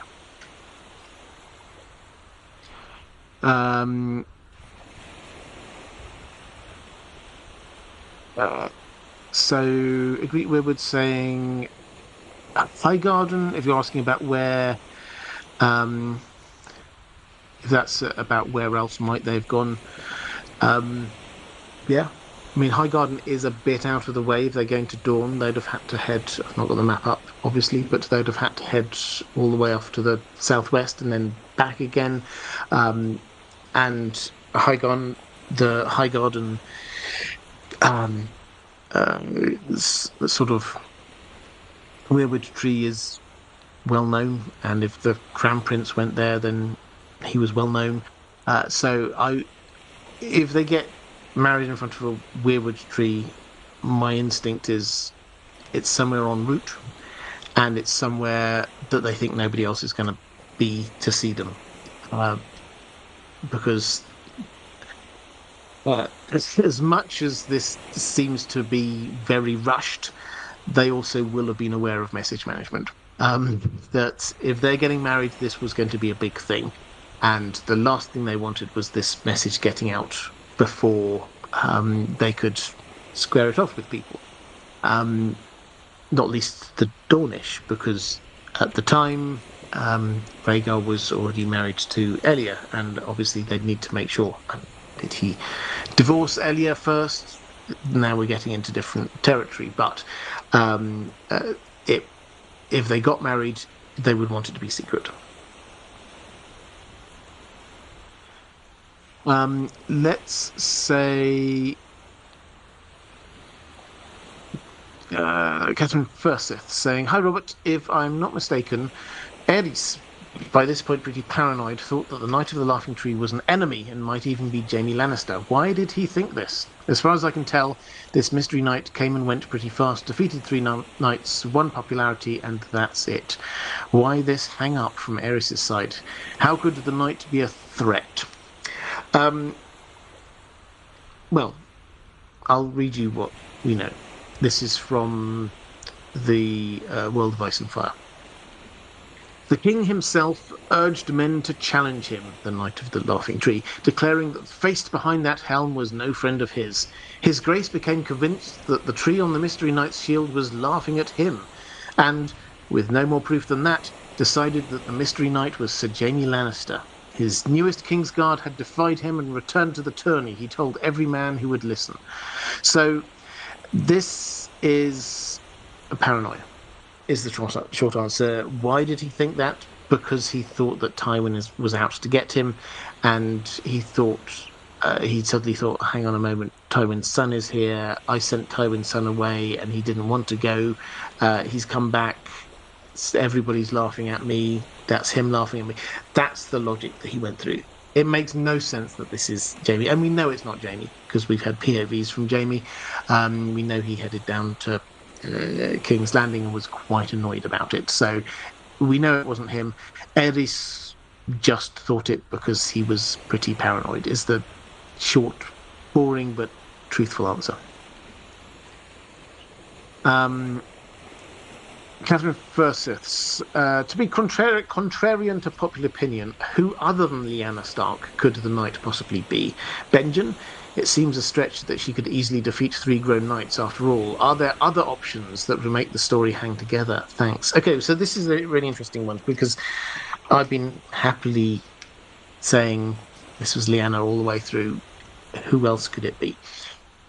Well, let's work through this. And the biggest clue is that the Knight of the Laughing Tree wasn't just a random knight who came in as a mystery knight in order to win fame and glory. They weren't somebody who came in, did a few things, then realized, oh, hang on a moment, the Mad King's got a little bit concerned about me, I better just disappear. None of that. This person came in with the specific intention of getting justice or honor for Howland Reed. That's the only reason they're there. Now, in that context, there are really only 5 candidates, I would argue. Howland Reed himself and the 4 Starks who were there. There's no one else who seems to come close. We could argue, I suppose, that so Howland Reed prayed before the old gods that night before the Knight of the Laughing Tree turned up, and we're told the old gods answered him. Maybe they sent someone else to go and do that very thing. But in the absence of any other evidence, we're down to these 5 people. My take is, I think Benjen's too young. Yes, he's short, but he's 13, and there's no indication that a 13-year-old could, first of all, take on 3... Well, we know he didn't because this was Lyanna, but he couldn't take on 3 knights in a row at jousting. Could it be Ned?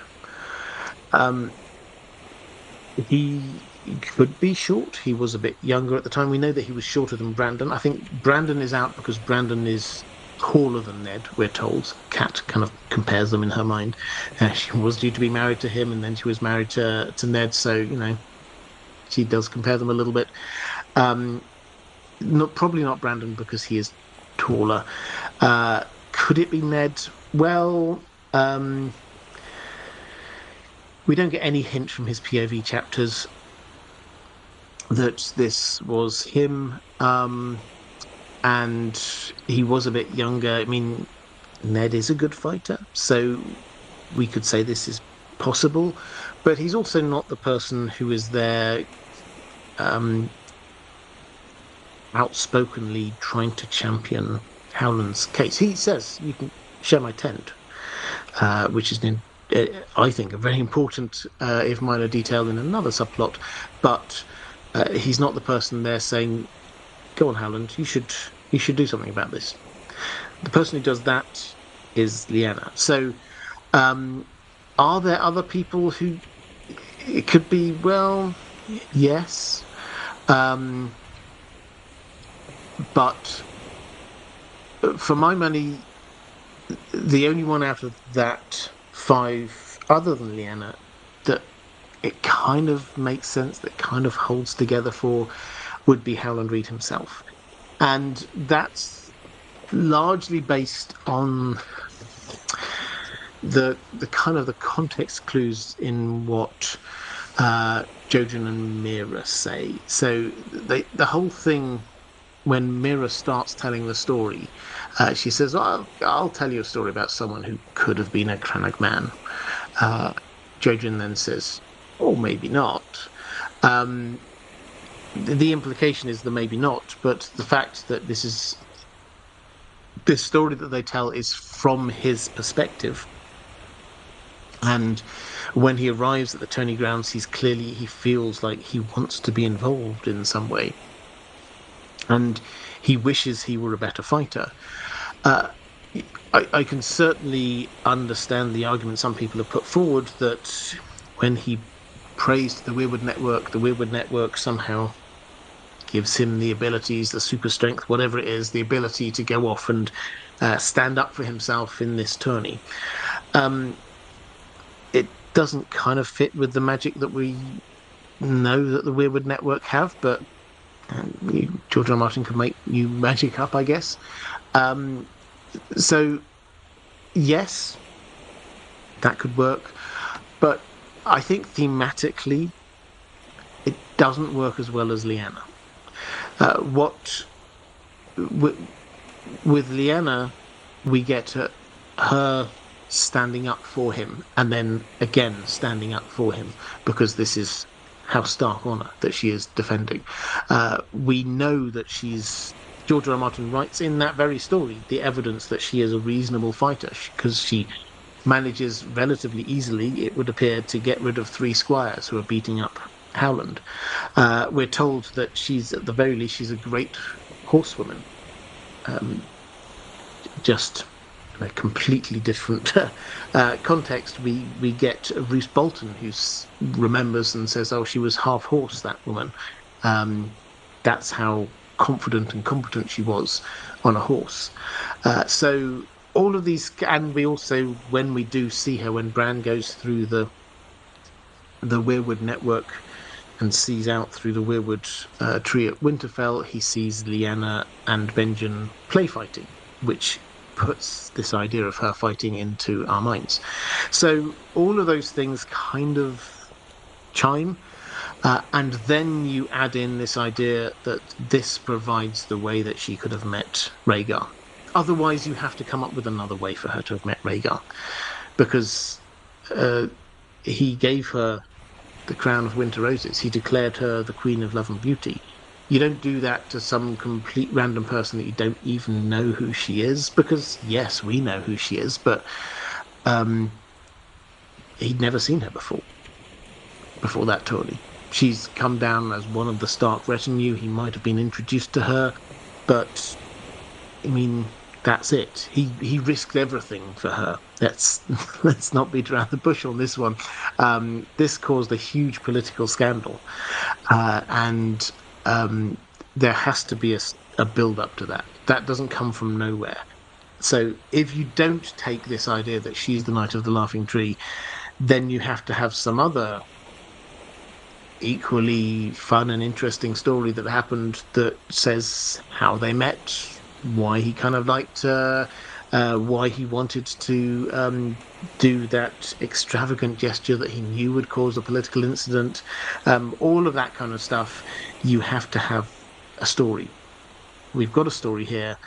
I don't think we could replace that one with one that doesn't work quite so well in having Howland Reed, but then we have to have another story.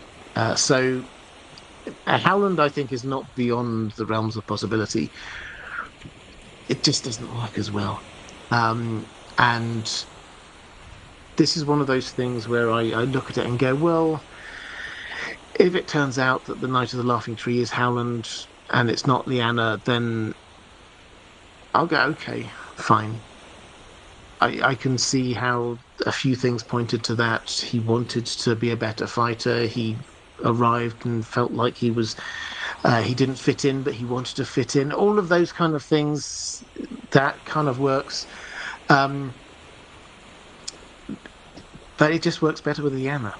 If this is, again, just another angle on this one, if Howland were there, and so we're saying that he got his sense of justice by going and defeating each knight and telling them that they have to basically teach manners to their squire. Surely he will have thought, well, everyone will think this is me, because they'll figure out what's going on here.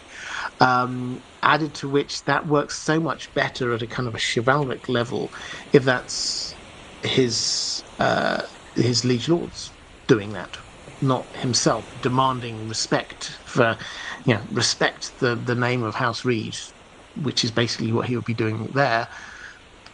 It works better at a more chivalric level that the liege lord says, no, you show respect because this person here is not getting it. Mara Lee, hi there, Mara. Great to see you. Very generous as always. You know how much I appreciate your generosity. Thank you so much. Saying just a show of love and support for you and Dan, your gorgeous dog. Love you and all the fabulous content and stories. Absolutely. Thank you very much indeed. I hugely appreciate that. And for all the fabulous mods and the great folk today in the chat. Yeah, some really good comments and chat going on today. Let's go to a question from Keith Boynton. Is there any chance that Mira and Jojen know John's true parentage? Mira seems to understand the meaning behind the Night of the Laughing Tree story, or at least a lot of it, and she seems surprised that Bran hasn't heard the story before. Does this suggest that Howland has clued her in on R plus L equals J, and she's surprised to find that Ned hasn't told Bran too? I mean, I think the short answer is yes. I can certainly see Howland saying, having told them, saying, only talk to people about this who clearly already know. And that kind of fits with, are you sure you don't know this? We thought you would know this. So that kind of fits that dynamic. Them knowing that story, the story for them is, and the way I often kind of characterize this when I'm talking about my working hypothesis about a Howland and a Shara, is that this feels like a How I Met Your Mother kind of story, because we get this weird digression into all the different people that a Shara Dane danced with, and how Howland Reed, spotted her and thought, oh yeah, she looks nice, and the color of her eyes and the way that her hair moved, weird stuff like that is like, this is a lot of detail going on there. So I often use this as a context. This is why they're told this story, but those two, it makes sense they were told that story in that context, but they would probably also then hear this story in the context of, and this is why your mother, if we go down this route, that this is a Shara Dane, this is why your mother can't leave. She has to stay here because everyone thinks she's dead. And if you're going down that route, then you have to say, okay, why is that important? Because she was there. She was close to Elia. She was there at the tourney, at the at Starfall, and possibly even at the Tower of Joy. And when you start going through this, then you go, okay, so probably Howland told his children a reasonable amount, and he would have done so knowing his children weren't going to leave, because they don't. And then it's only when they started getting these, or Jojen started getting these visions, that he said, okay, and we need to pay fealty to the new Stark Lord.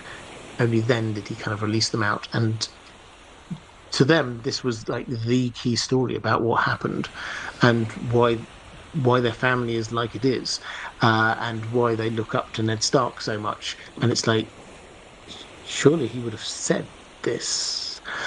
So yeah, for me, it all kind of ties in. It does still work with this. Surely your father would have told you this story. Is the kind of implication is that this is a fun tale from years gone by, but the implication is that there's something more there.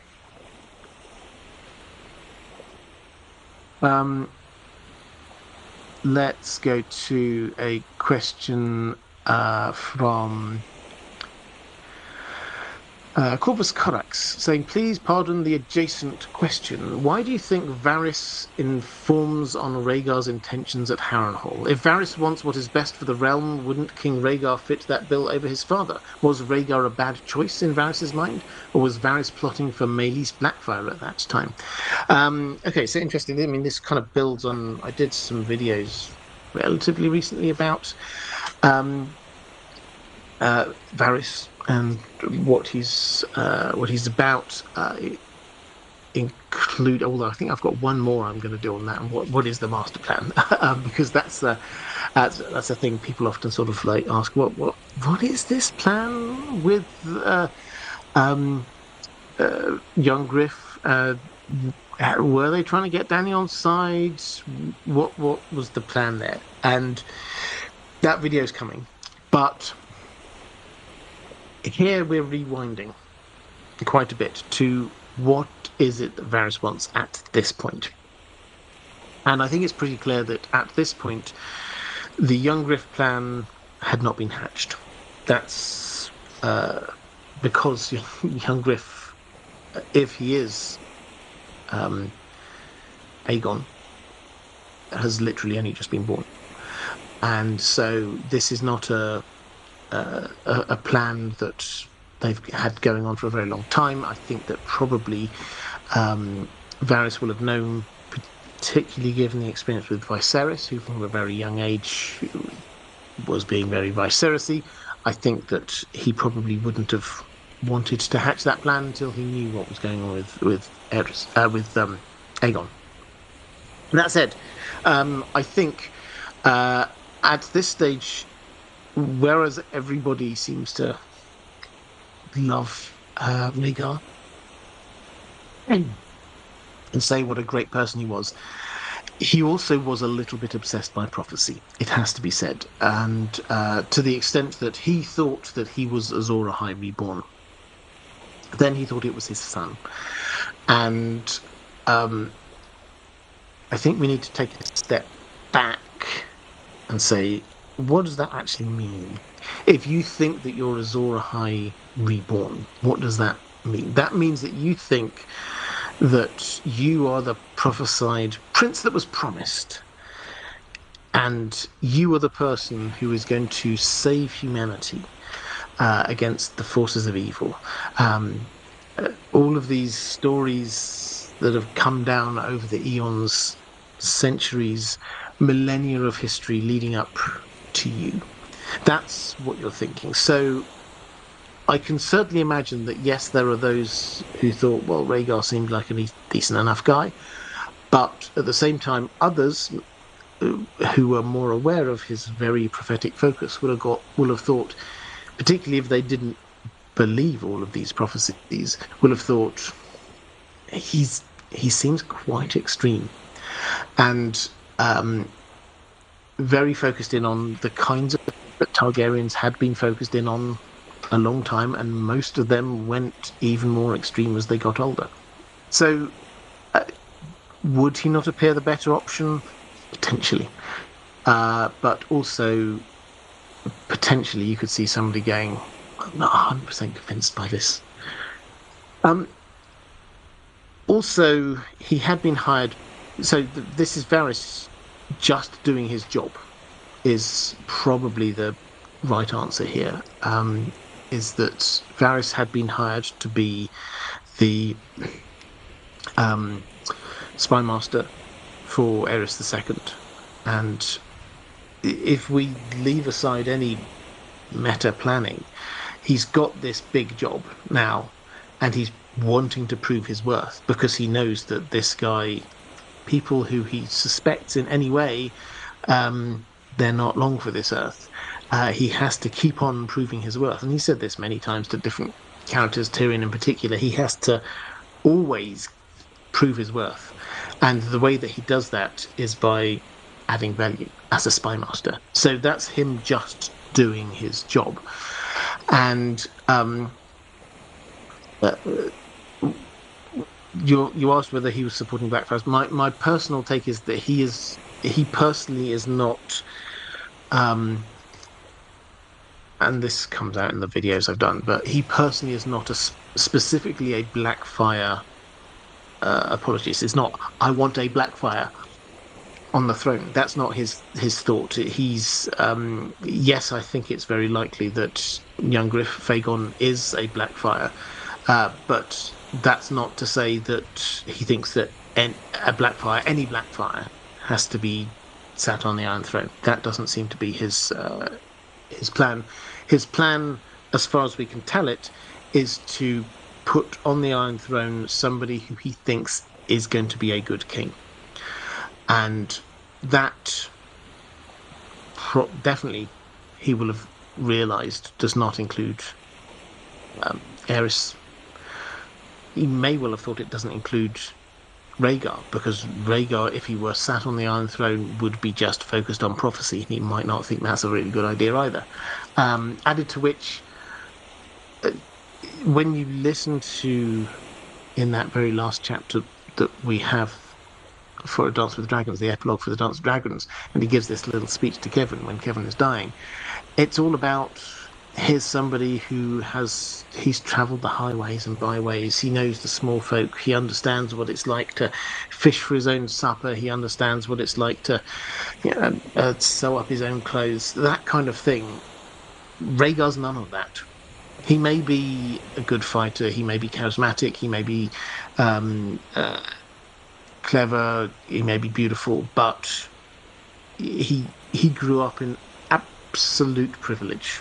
He grew up the most privileged person in the entire Seven Kingdoms. It would be surprising if he didn't have a degree of that Targaryen arrogance to him.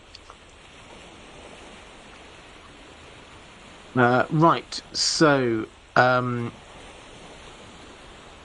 let's go to a question from Gina Z. I would love to hear your thoughts on how the stage play might be structured. Act 1, 2, etc., and when in the story it might end. Speculate at will, thank you. Right, so I've talked a little bit about this, but I have obviously thought about how the play might be structured, because I'm that kind of nerd. My take is that this is about, as I say, this is about the political. There will be other stuff involved in this, but the framing of this, the Iron Throne, is about Aerys being on the Iron Throne, Rhaegar thinking that he probably shouldn't be, and kind of plotting this potential coup, and the coup being stopped. That is the kind of the framework for this. But where I think this takes it up to is the perhaps Rhaegar's plan goes ahead up to the point where he wins the tourney, because it seems like part of his plan was, I'm going to show how great I am, the leader that I am, the great fighter that I am, by winning the tourney. And he does this, and perhaps it then will look as if he's going to do it.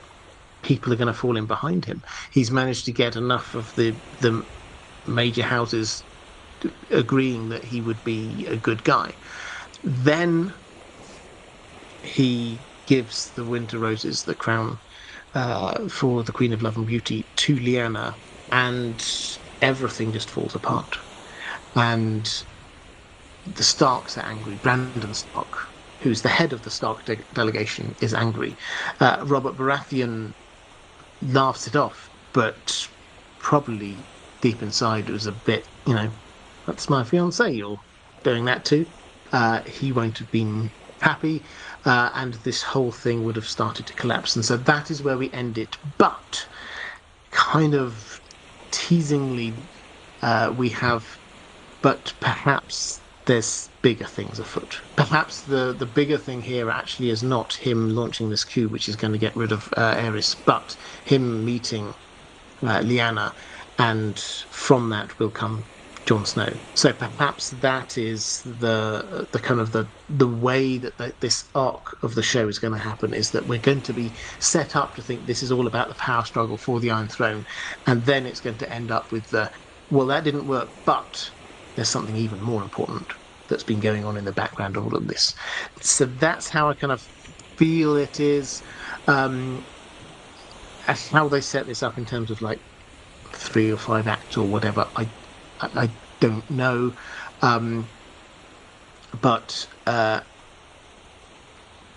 when I play it in my head, the first half is actually the kind of the build up to this, because the dramatic climax has to be the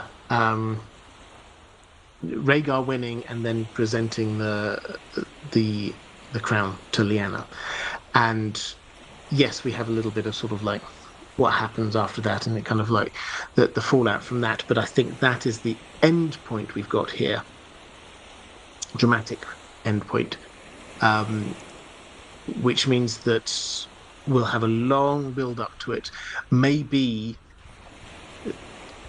we have an interval. Again, this is just me, almost kind of like fan imagining it.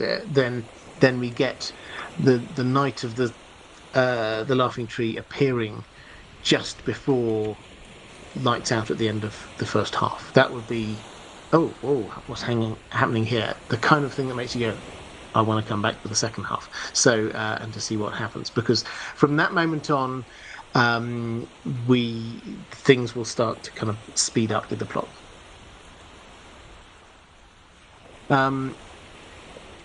Let's go to was Fox in Arda saying, as often happens with the live streams, I've thought of something from last week's stream. I want to ask. Absolutely happy to answer that one. I will still carry on answering questions about the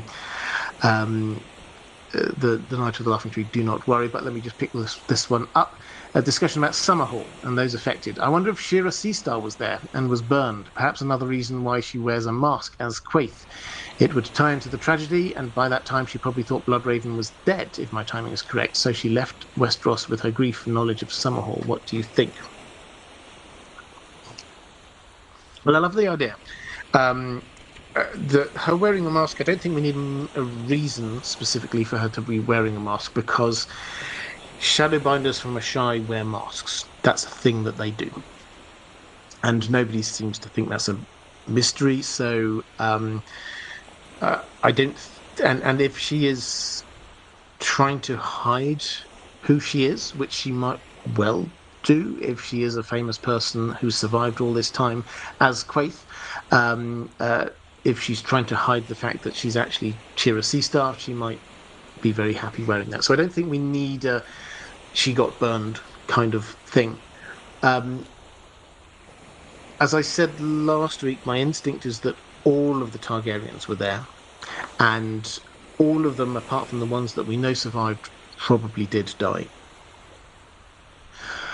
But I instinctively think, and I've got the video on Quaithe if you want to sort of go through all of the logic behind this, but I instinctively think that she was the person that Aegon V sent to Ashai to get this knowledge that he then used to try and hatch dragon eggs.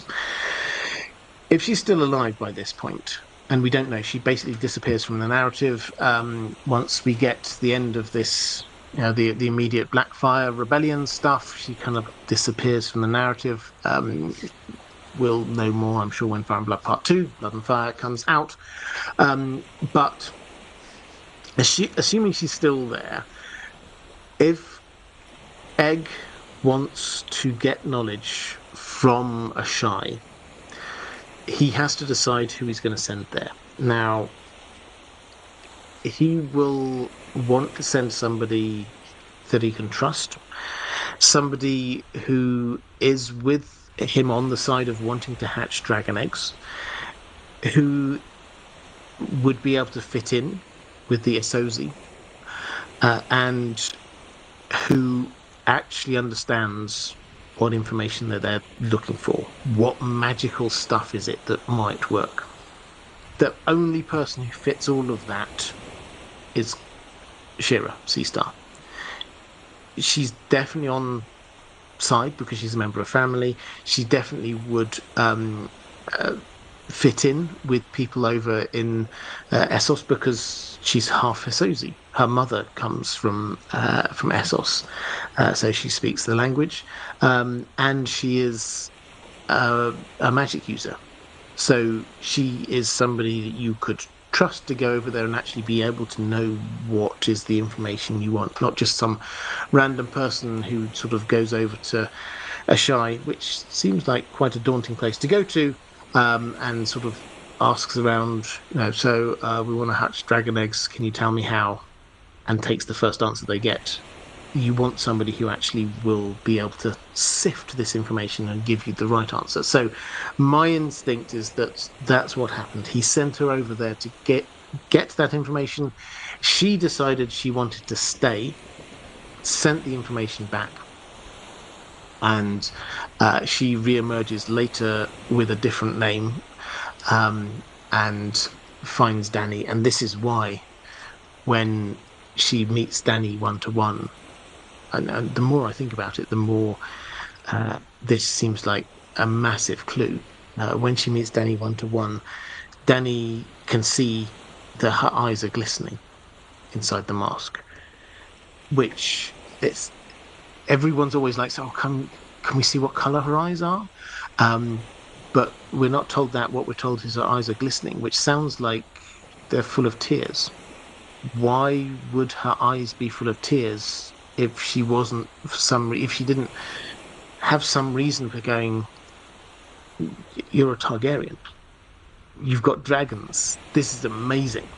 After all that time, this kind of works. She thought her whole family had gone, and then suddenly here's a member of her family, and this thing that she'd been trying to do for all this time, how do we hatch dragon eggs, this has happened. That answers the why do her eyes glisten.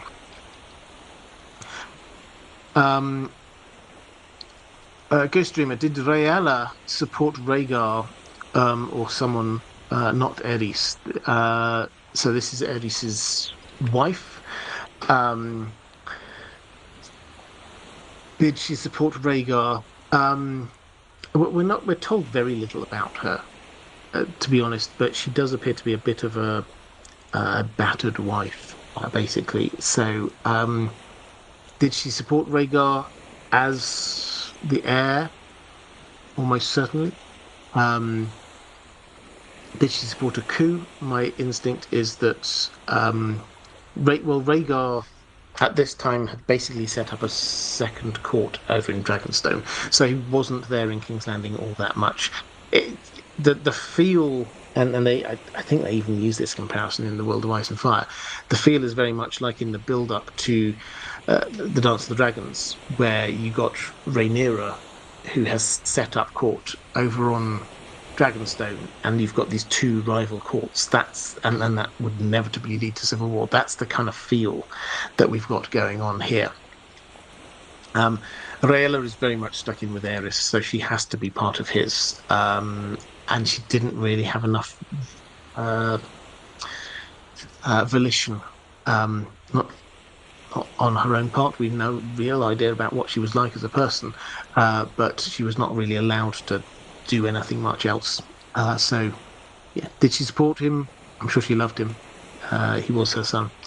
Caius Ballerina, would it still have been a big deal if Lyanna was named the Queen of Love and Beauty if Elia wasn't there for some reason, perhaps her difficult pregnancy, or would it have always been scandalous because she was engaged? I mean, I think it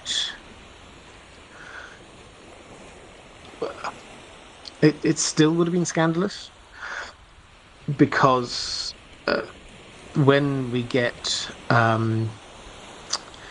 Brandon leaping to his feet, he's not leaping to his feet because he thinks that Rhaegar's insulted his wife.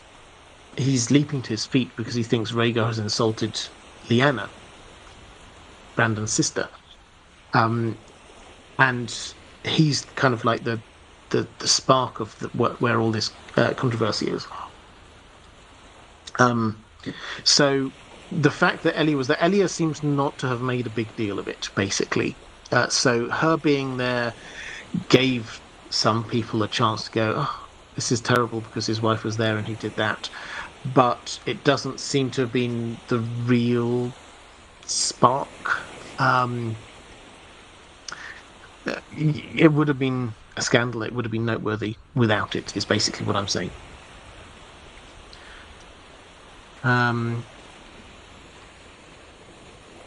Let's go to the Plasman. Hi, Robert. I hope all is well. A question sparked by all the theories about today's topic. Do you think we sometimes go overboard with all the theorizing as a community? Are there any mysteries that you suspect are just what George R. Martin tells us they are? Do we go overboard? I think it's part of the fun. Personally, I think it's part of the fun. The theorizing. Do we often go down tinfoil alleys into crazy ideas? Do we look for mysteries where there are none? I'm sure that's the case. But I mean, I think George R. Martin deliberately puts mysteries into his books. That it's not that we're making up mysteries. This is a thing that he does. He has a whole load of murders all over the place that it's not 100% clear who did it. He has characters who may have died, may not have died. We have things that are hung out there as clearly mysterious things, like the tragedy at Summerhall, like this. He creates mysteries, even like the random things like I'm trying to think of something random. Well, you can think of random stuff yourself, but there are odd things here and there that you just go, well, why on earth did you include that? You just wanted to create a random mystery in history that everyone's going, I don't really know what's going on there. So he kind of invites it. What I would say though is that he's happier than us, I think, to leave things as mysteries. He's because we've got this big gap. I think we do sometimes. You're right. I think we do sometimes like look for mysteries to answer. And there are some things, and with the Azor Ahai thing, which I've been doing a series of videos about Azor Ahai as well. That's one of those things where I just think when at the end of all of this, we're still going to be debating who Azor Ahai Reborn is or was. He's happy. He's happier with that. He's happier leaving things slightly vague and mysterious. We are not always. We want things kind of nailed down. So, do we go overboard? I think he encourages us to. Is where I'd put it. Taylor Jones, do you think George R. Martin has changed, added to, or altered any of his mysteries based on the theories and ideas in response to how the public theory crafts and investigates them? I mean, I think the short answer is no. So certainly in recent years, he's not engaged with the online community to any great extent. I think that's probably fair to say. He is very aware that we're here, that we're talking about his books. He's very grateful and I think humbled by the fact that there are so many people who love his stories and want to talk about them so much. But his attitude now, I think, is not, I really ought to change that because this person thought that, or that's a really good idea. I don't think he's ever done that. And certainly, even when he was more actively engaging with online communities and the like, it's more his favourite thing is to he sort of says things like "pass the Cheetos," it's like as if he's not going to answer that one. Pass me the snacks and I'll eat rather than respond, or keep reading or something along those lines. He quite likes the mystery, and I think that whereas there have been a couple of times where he's gone, yeah, that person's understood what I'm trying to do. I don't think he's ever, that I've seen, said, oh yeah, this person's come up with a really good idea, I'm going to change it. There are a couple of things on the TV show that he's gone, that has inspired me to slightly tweak things. For example, quite early on, the character of Osha, he thinks that she was portrayed, and I can't remember the name of the actress, but she was portrayed particularly well, and added extra layers. And as a result, he was going to add extra layers to that character when she reappears. He just thought, yeah, I created a not two-dimensional, but I created her in a way that this characterization adds something to.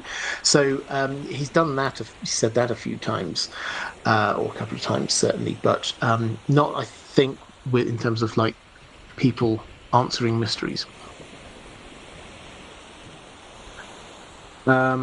Let's go to, this is my last question from my patrons, so now's a good time to drop any more questions you have into the chat.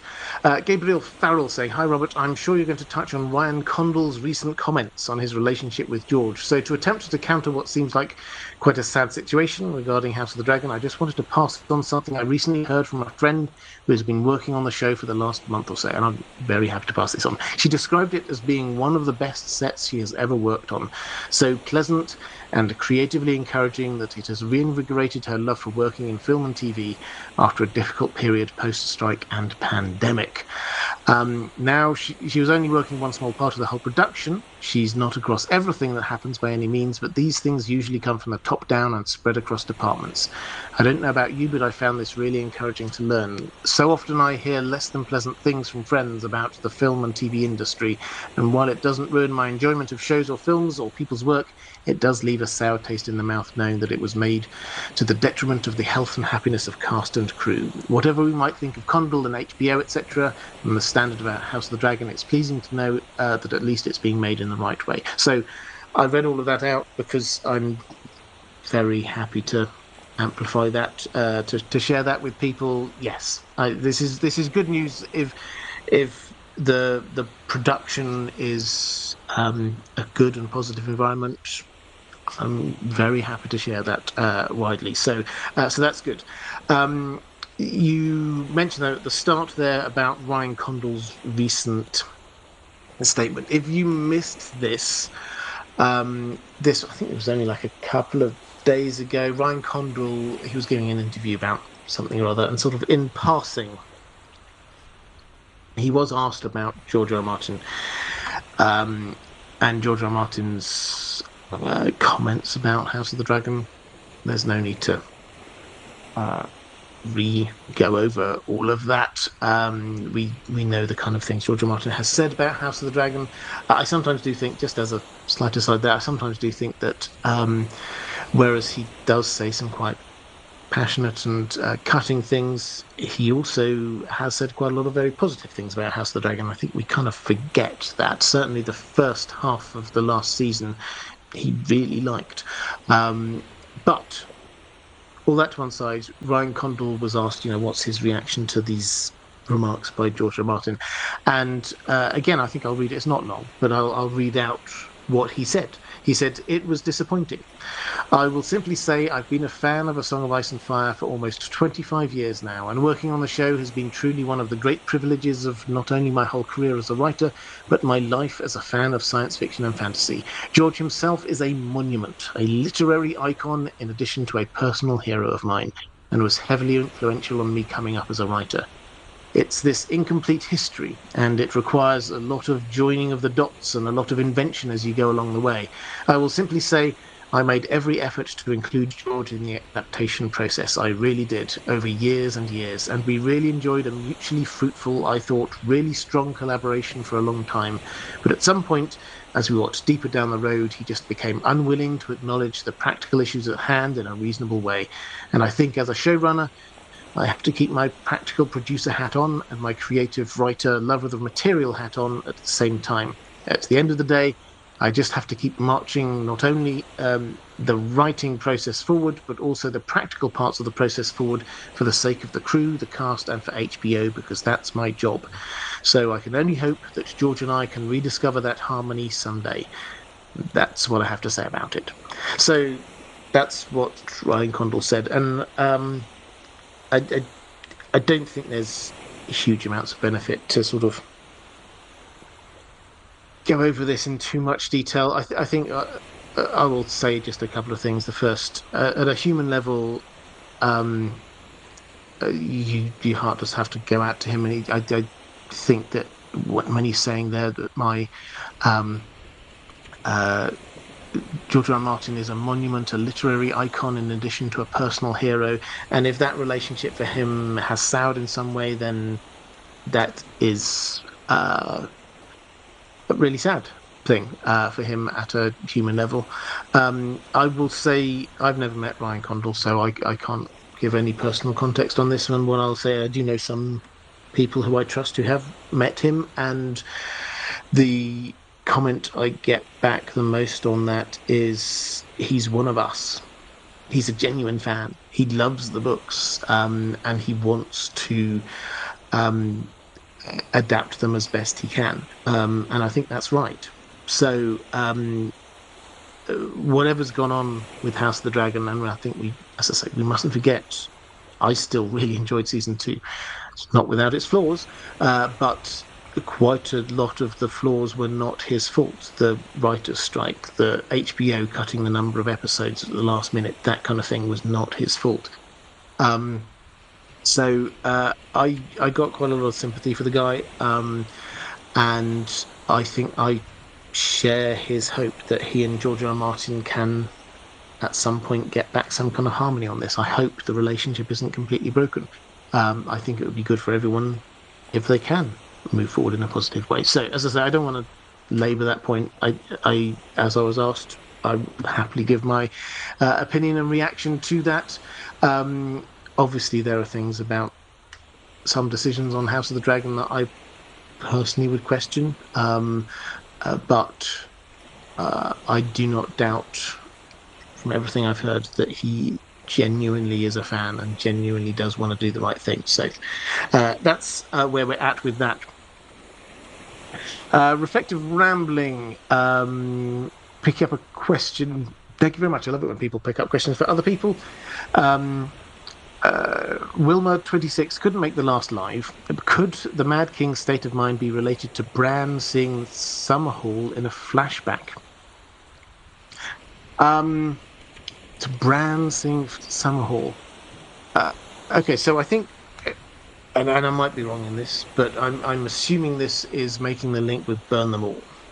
This was during Game of Thrones. This was quite a popular theory. I think I even might have done a video on it years ago. The idea was that so the Mad King keeps on shouting out "Burn them all," and the context there was Jaime was about to kill him because he wanted to burn everyone in King's Landing. But the fan theory was that maybe Bran had been trying to get into his dreams and warn him about the others, and this was him, Bran, saying to the Mad King, "Burn them all," and then the Mad King just kind of like saying this again. And maybe is this perhaps a tweak? Bran seeing Summerhall in a flashback, and then that sort of goes across to the Mad King. Perhaps, but I don't see that it's needed for this. One thing, just in terms of that "burn them all" thing, that is a TV show quote rather than a book quote. The Mad King does say similar things in the book, but not actually burn them all. So I don't think that we've yet got the evidence that can say, yeah, Bran has been interacting with the Mad King. But similarly, I don't think we've got any information to say that he definitely hasn't.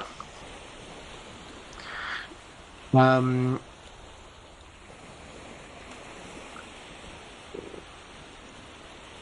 let's quick flick through. Desert Stormborn Charlie 1-1. Georgia Martin says, but Robert, what about the Milanese knot? Robert takes off his glasses.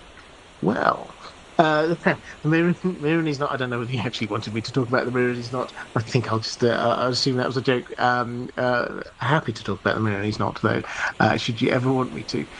Um, uh, right, let's go through the chat and see what else we've got going on there.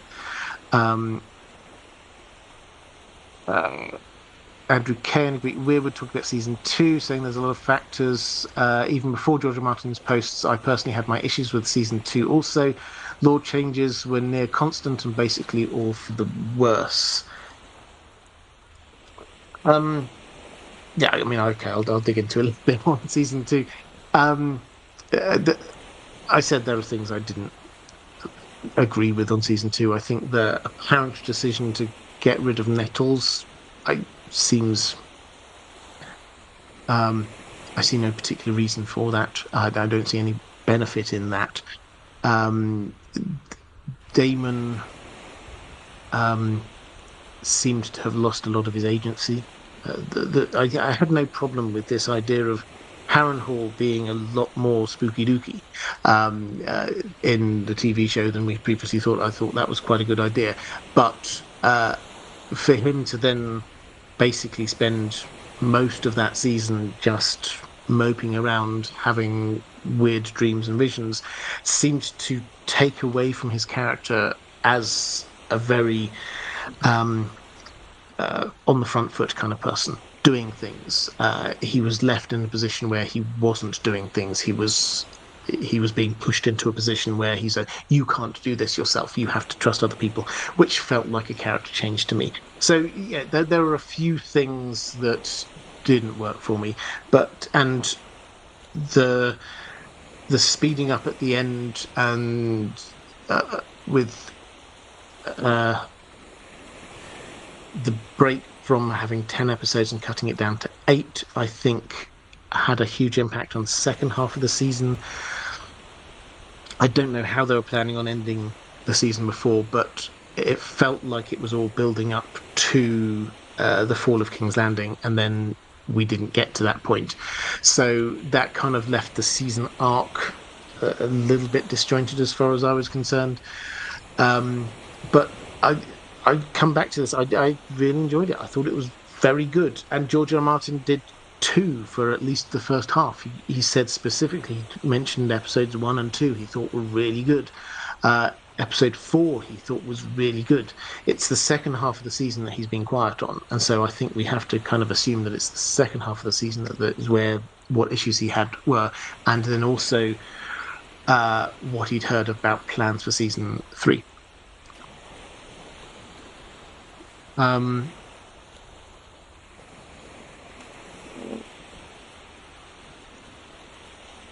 Joe Rose saying, I hear George R. Martin's going through a hard time personally at the time too, so changes probably hit him harder than they maybe would now. Yeah, he has been. I've not got an update on that, but he has been going through a hard time on a number of fronts there.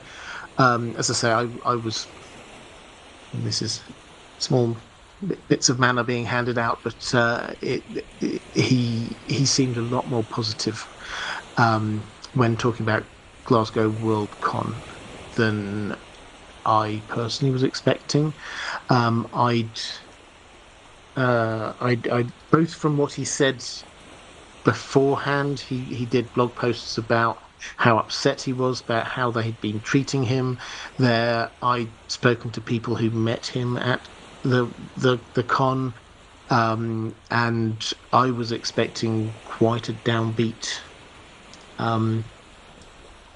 blog post when he talked about it, and it wasn't. It was actually quite upbeat, and that was a clear decision on his part to focus on the positives rather than the negatives. He could have focused on the negatives. He decided to focus on the positives, and I have taken that as a good sign that he's in a better headspace than he has been previously. Okay, agree. Weirwood talking about. I wonder how the Alice stuff will carry over to Aemond. Yeah, absolutely. This is with the so in Fire and Blood, basically we get told that yeah, Alice Rivers was there when Damon was at Harrenhal, but didn't seem to affect him in any way. Oh, but when Aemond was there, then yeah, definitely this, she became his lover, etc., etc. Lots of big things happen. So that seems to have kind of flipped a little bit in as much as this really did affect Damon. And now, what are they going to do when Aemond gets there? Are they going to go even bigger? Who knows? So that will definitely be interesting to see. Curse Ballerina saying Tom 07 Strings sings a song about a man wanting to crown his lady love a smiling, laughing maiden of the tree. Could this be another Night of the Laughing Tree hint? Could Rhaegar have written it? Yeah, I've not really thought about that. I would perhaps. Um, I mean, I think the only thing is timing on that one. I would have to go back and look at the lyrics that we have on it as well. I will let you know next week if I do spot something that makes me go, yeah. I mean, it's certainly um, it does ring a few bells here. But Rhaegar, yes, he wrote songs. Yes, he had his harp with him. Of course, he did at the tourney at Harrenhal. Yes, he sang songs at the tourney at Harrenhal. But there's all of the implications are when he was doing that, then that was before he'd actually met Lyanna. It's certainly before the Night of the Laughing Tree happened. This was basically the opening banquet.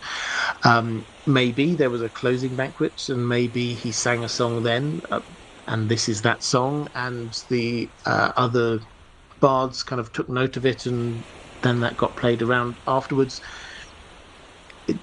Yeah, I like it. It's a nice idea. I don't think we know, but it's a nice idea. Okay, I think with that,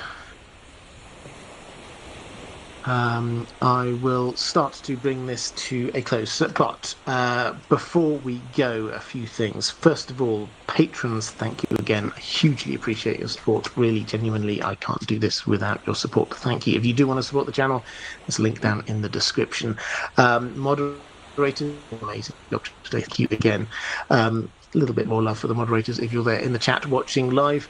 If you're not watching live, if you're watching this back a little bit later, then somewhere around here is a link to other live streams that I have done, and appearing somewhere around here is going to be a link to my Patreon page.